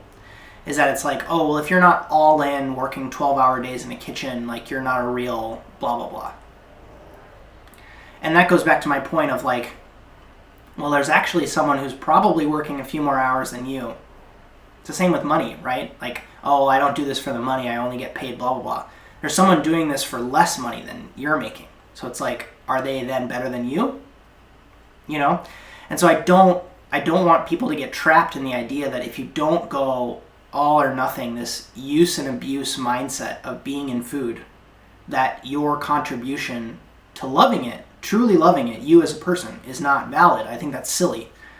But I just think that acknowledging that you can love it and continue. I mean, like I have people who have taken a couple of classes that I've done during COVID, and it's like they just like it, the enjoyment of it. They just like being able to cook more exciting things for their families or for their partners or whatever. And it's like, I could flip it on its head and say like, I'm so much better than you as a chef. Like, you don't know anything about food, blah, blah, blah, blah.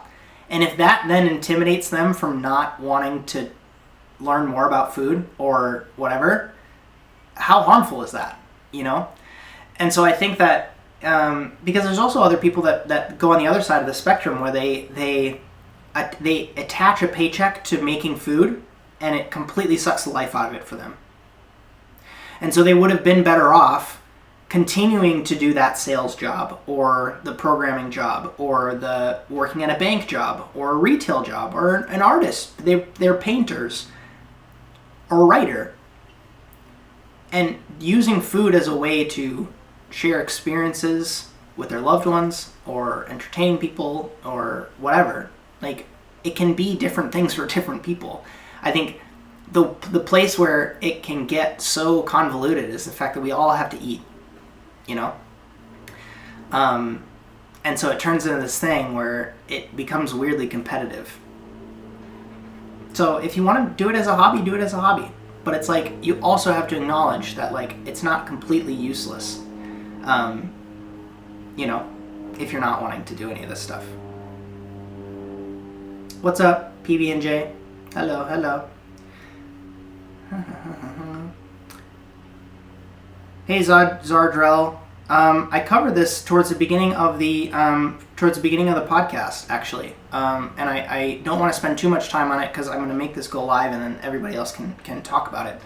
I think that it's important to cover, not because I think that everybody should have a distinct point of view or seek to use their restaurant as a vehicle for political gain, but, and I use the example of, if you're cooking completely in isolation and you are making the dishes and you're sharing them maybe online, or you're writing cookbooks and you are completely self-sustaining, I think it's okay to not talk about politics or things that affect or inflame any sort of side of the political spectrum. But if you have a place that you are saying is open to the public and you are hiring people, like you have employees that come and work in person at your place, I think it's a barbecue place, they need to know where you stand, your team and your customers. Because what happens if someone all of a sudden, oh, my laptop, my iPad died. What happens if, and you can insert any political issue into this, right? Your customers get over an argument. One of your team members happens to get into a tiff with another team member. It's setting a culture. And you can call it politics, you can call it, I don't know. And I know that you're explicitly talking about social media, and the idea is that if you post something, you will lose customers over that. And it's one of those things where it's like, it's either going to happen because you let people know where you stand now, or something's going to happen where you're going to have to let people know where you stand, and then it's going to come out then. And unfortunately, that's just kind of the world that we're living in, where, and this varies depending on where you live and kind of like all these other sorts of factors.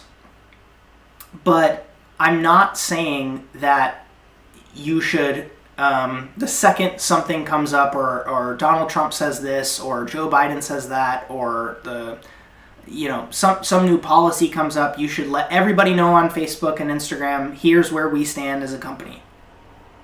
I don't think that's completely necessary. But on certain issues, especially the ones that are just like so top of mind for people, take care of your team, take care of your customers, let them know where you stand. And again, notice, I'm not telling you what to do, but wouldn't you say it's going to come out one way or another? I guess that's my question. Thank you for the super chat. Russell, Omni Hotel, Saute Station, back to school. Yeah, huge benefit there. If you see value in it and the dollar amount that you're paying actually equates to skills that you can then take into the world and exchange them for other things that you want, right? Miguel, I love your story. I love your story because you're so into food and all of that stuff. And yeah. Chefs and businesses should leave off of business. It would split your customer and employee base. Yeah, but you contrast that with the other kind of underlying values you can have as a business, right? So for example, you can say, we value kindness, transparency, and trust in our business. And if you then believing that white is the superior race doesn't align with our values, you can then not be an employee here. It would just be too hazardous to our team. Right? I don't know, folks. Like, you need to help me out on some of this stuff, but it's like, you can have core values that, when interpreted through insert political issue, because we're going to have more of these. We're going to have more political squabbles and all of this stuff. If your core values are aligned in a certain way, you can then make certain statements that might piss people off, but ultimately, like, if it lets you continue to run your business the way you want to run your business, wouldn't you rather be in control of those things? It's that whole conversation I had about, it's one of my biggest pitches for restaurants in particular to put out more content about themselves. And my argument for it stems from the place of, if you don't tell your story, a restaurant critic or a journalist or David Gelb at Chef's Table is going to come along and they're going to make a documentary about you, and they might get some stuff wrong, or they might say it in a way that doesn't really match with the way that you'd like it told. Or they're going to take this nugget that you want to put out in the world, I'm so proud of blank, and they're going to overshadow it by something in your past or some relationship that you have or whatever. And it's not going to get told the way that you want it to get told. So why would you not then, with the ability, it's so easy to put content out into the world, why would you not then take the reins of that and put out your own content? You can be the author of the story. You can share what you want to share and tell people from the person's mouth how it went, how it originated, why it's important. You can then be that voice. Because what happens otherwise is people look at you and they say, like, you didn't really stand up when that person did that thing. You know, and then they can kind of like take it and run with it and make their own kind of assumptions with it. Wouldn't you want to be in control of how that is perceived? I don't know. I'm asking on all these things. Thanks, Daniel. Best Japanese knife for slicing barbecue or trimming meat. It's a good question on the height of, like, the thickness, the width of the meat, and the height of the meat. I would say like a standard tsujihiki, like a possibly hollow ground one, would do really, really well for you. If you're looking for like a single bevel one, I don't necessarily know if that's the right choice, right? Because especially if you're talking about like a yanagi style knife, like that's like not for bones, you know? And if you're doing something with a deba, like, you don't want something that can heave that much force through a bone, where you're actually going to end up with a piece of chicken bone in the chicken, you know what I mean? Or the rib, or whatever cut you're using. So yeah, I would go tsujihiki. Questions, more questions? I stayed on for longer than I thought I would, folks. I really appreciate you being here. Yeah. This, exactly. Shikwari says, I think going to different restaurants at very young age make one's food's knowledge and food story complex over and above chef school. That was my story, right? Like, I staged at tons and tons of places. I learned what I liked, what I didn't like. I got to see different points of view. Because I think a really harmful thing to have is only one place as your frame of reference and your knowledge base. Because what that does is then that's all you know. And so when you see duck or asparagus or beets, you only know, and it's not that you only know, but you're so familiar with how to make beets in this way that this restaurant taught you how to do, and you've done it numerous times, you feel so comfortable with it, you are then boxed in that way. And so by literally tasting from different places, you can develop this kind of multifaceted approach. You're more dimensional than someone who just has, oh, well, I worked 8 years at this place. I tell the story frequently to coaching people of this guy who I worked with at French Laundry. He worked there for 10 years and he became a sous chef. Moved to Hawaii, and his menu was, not even joking, like stylistically, the wording that was used, he was cooking French Laundry food in Hawaii. Very interesting. Not that to say that it's bad, but, you know.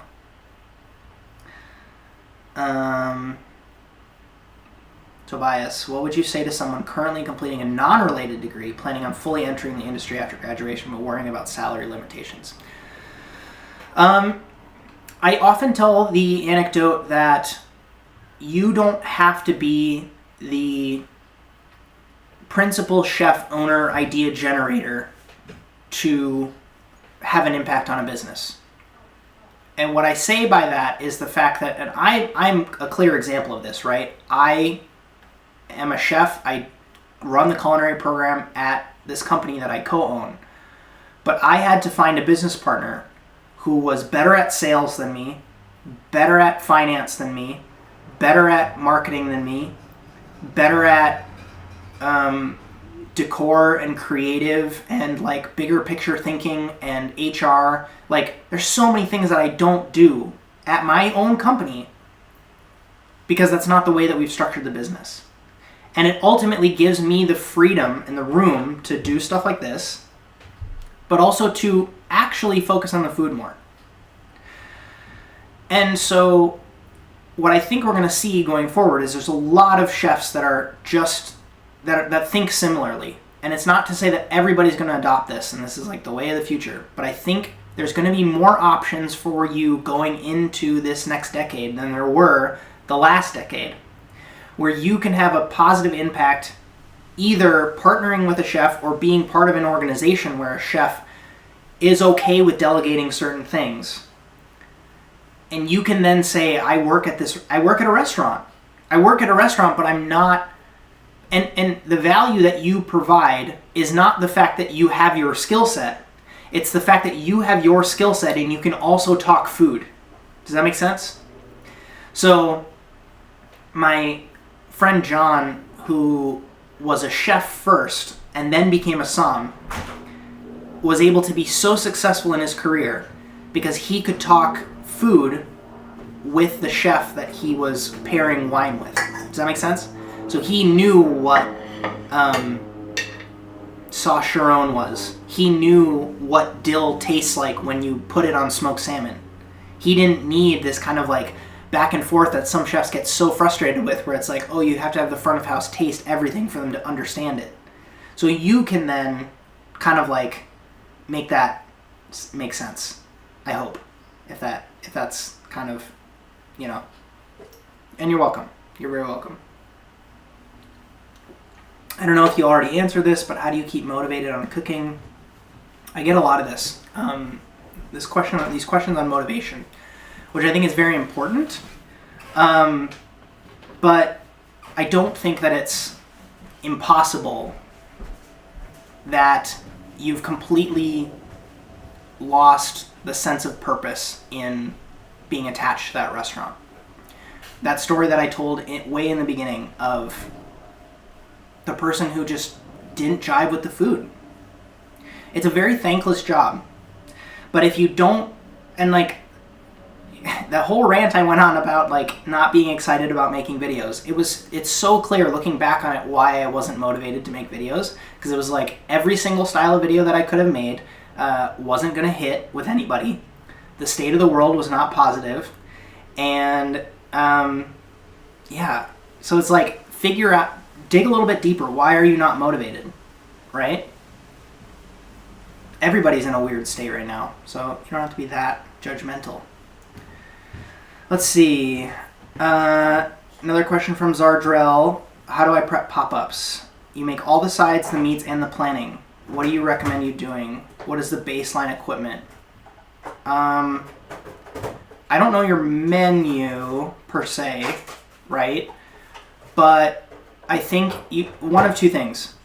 You either really dial in your menu so that it's completely consistent across each event, so you know, oh, well, in order to make the coleslaw, I need 3 4-quart Cambros, and I divvy up the cut vegetables, the fresh additions at the end, and then the sauce. And when I show up on site, I can mix them all together in this specific bowl, because I know this bowl feeds 55 people, and I've sold 48 tickets today. So you really dial in the menu, make it super consistent so that you can exactly say what dish needs what equipment, or you need to find a way to hire people who can then execute on different things so that, do you know what I mean? So that you can either scale beyond just yourself, so you're prepping off-site, you are deciding that you are going to commit to a commissary space where you can then have storage and you can have workflows and prep lists and all that kind of stuff. It's not like I can say, like, you know, if you need to cut stuff, you probably need a cutting board, you know? But like little things, right? Where like commissary spaces can provide intense value from larger commercial equipment that being alone and not having access to that, it's very difficult to do. So when I say that, I mean, like, if you're just standing there slicing the cabbage for the coleslaw with your one knife over and over and over again. I had a commissary space that I worked out of when I worked on a food truck when I moved to Seattle that had a slicer where it would auto slice. It was like a deli slicer. So you could put your cabbage, your head of cabbage with the root cut out, or however you do your cabbage, on that machine, and it goes. You set the thickness and it just goes. You can be off making barbecue sauce, you can be curing meat, you can be peeling potatoes, you can be doing whatever, but it just goes. And it's automatic. And it's like when you're working solo and you have to bring that big automatic slicer to the pop-up, it's very difficult to kind of justify that lift. But and then you do the math, right? So if you value your time at X amount of dollars per hour, then you reverse engineer how much does it cost to rent space at this commissary space. And if that can save me 18 hours a month, it actually is worth the $700 a month or whatever to rent out that space, because it gives me the capacity to sell more tickets at my pop-ups. Does that make sense? So you got to kind of reverse engineer from there. I hope that helps. Imbalance between mental and physical state where your own mental health is taking over and at times having mental breakdowns. I am not licensed or able to fully help you with this. But if you go on my podcast, the Emulsion Podcast, I have an episode where I talked about my bouts with depression and anxiety. And hopefully either hearing someone else's story or the little toolkits, the tips that I'm able to provide in there and how I was able to kind of get out of that funk can help. Professional help is always going to be better than my help, because what it does is it allows a third-party observer to ask you the insightful questions to help. But I think it's understandable in this state of the world, right? Like, it really sucks right now in a lot of ways. And I don't have an answer, because none of us know how we're all going to come away from this, right? But like, if I had to offer any advice in the moment right now that's been particularly helpful, it's like, you have to get your sleep dialed in. Like, your sleep ripples out so far in other areas of your life. If you need to be persuaded by this, I was a kid who used to literally tell my mom, I think sleep is pointless. As a baby, I would say, naps suck, I don't want to go to bed, sleep is pointless. And I've completely switched, where I constantly wear a sleep tracking device on my person at all times. I value it so much. I use Sam Harris's Waking Up meditation app. Even if you just do the 30 days and then move on to another app that's free, like Oak or Calm. I don't know if Calm is free, but anyways, meditation can help quite a bit, because what that does is it allows you to remove yourself from the washing machine.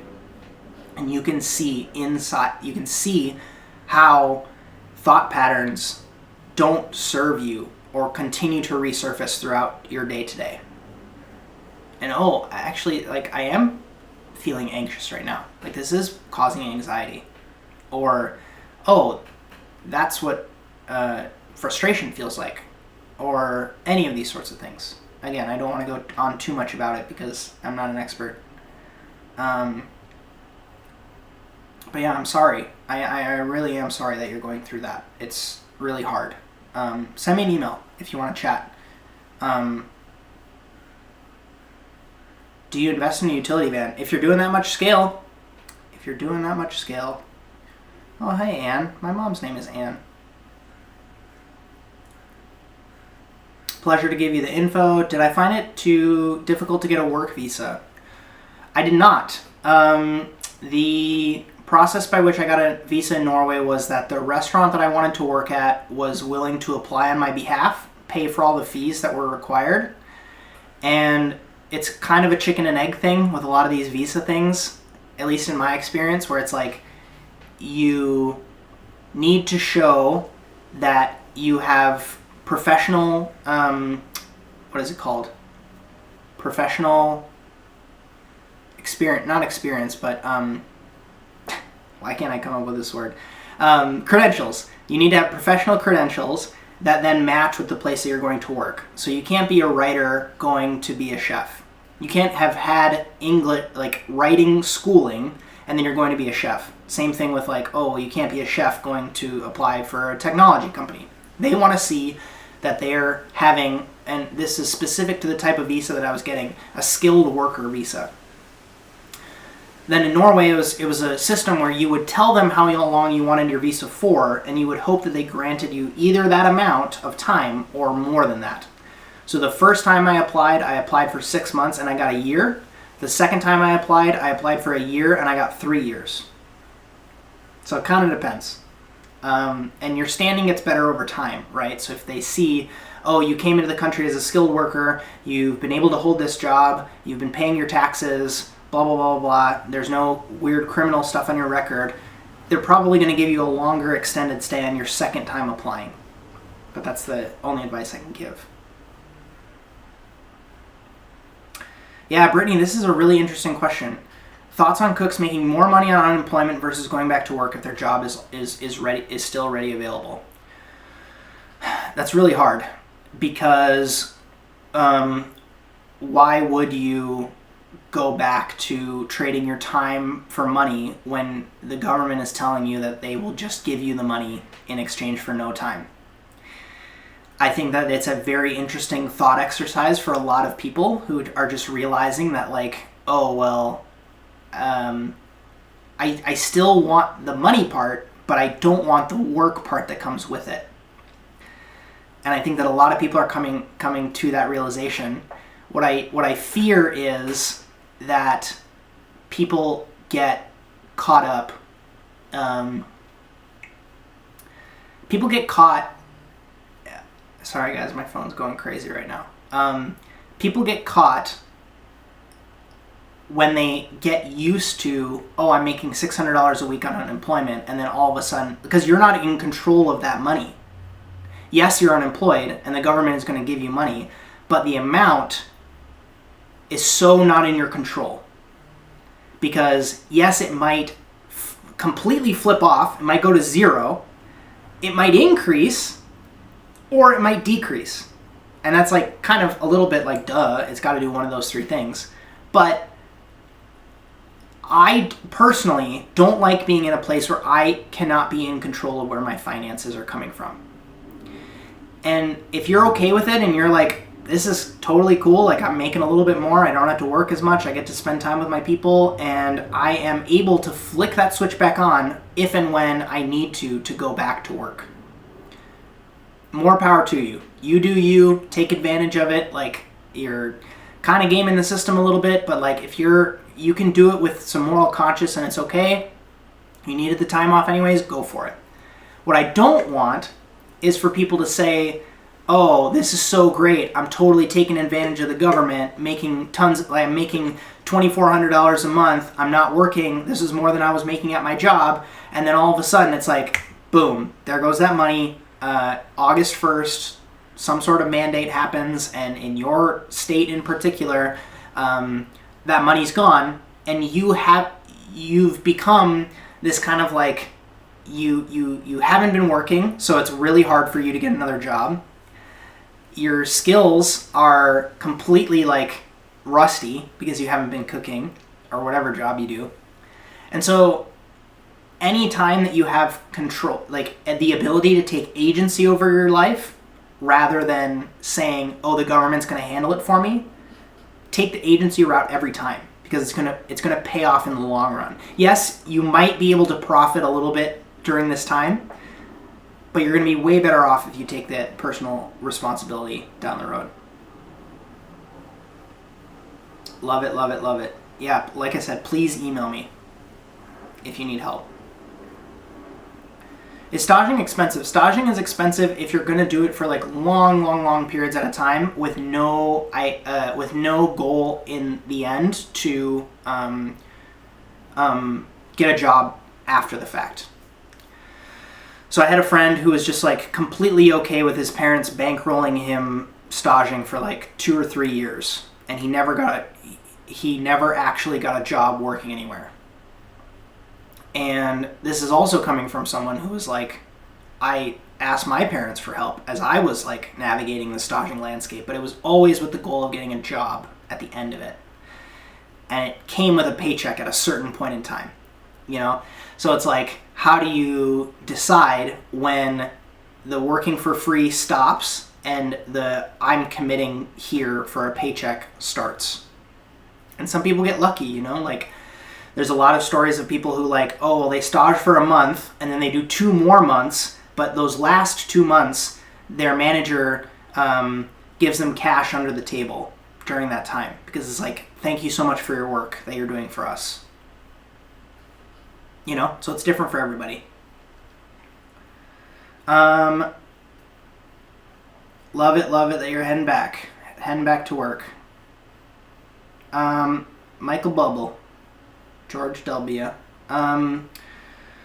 Yes, they can. If anything, so the question is, do I think ghost kitchens and traditional restaurants can coexist? And I think that they can. I think they're going to increasingly become more popular as people start to realize that they can extract more dollars from the dollars per square foot that they're paying by either running a ghost kitchen operation themselves or offering their square footage and their kitchen space in a corner of their walk-in to this other concept that will pay them rent to test out their project that needs a kitchen for it.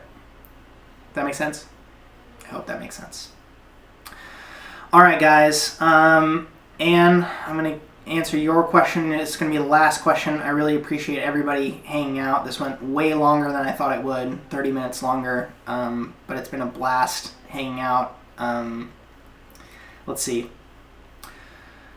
Help to think on your toes. Is freelancing in different lodge in different kitchens as a relief chef or ASMR?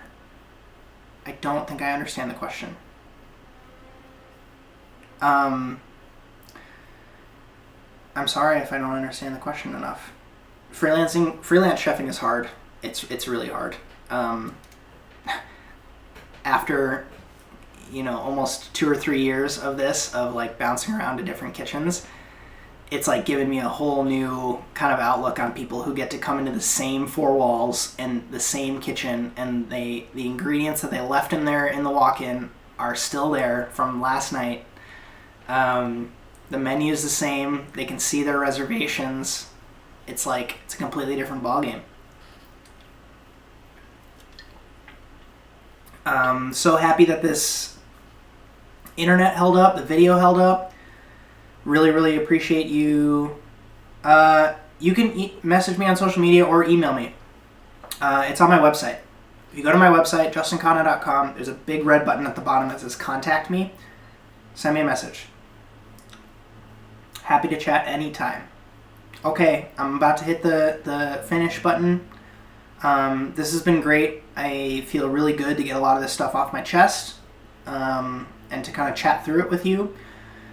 Stay tuned for future things. Join as a YouTube member here if you want, or conversely, support on Patreon, because as I launch courses, the first cohorts will probably be the people who are supporting them. And even if you aren't part of the first cohort as like a fully involved student, I will be asking those people for feedback. So, and even if you can't financially support right now, I completely understand the state of things. Get on my email list, because those people are going to hear first. And I'm sending out a new email newsletter tomorrow or Wednesday. So yeah. Awesome. You folks are the bomb. Really appreciate it. I hope you have a good one. Thanks for hanging out.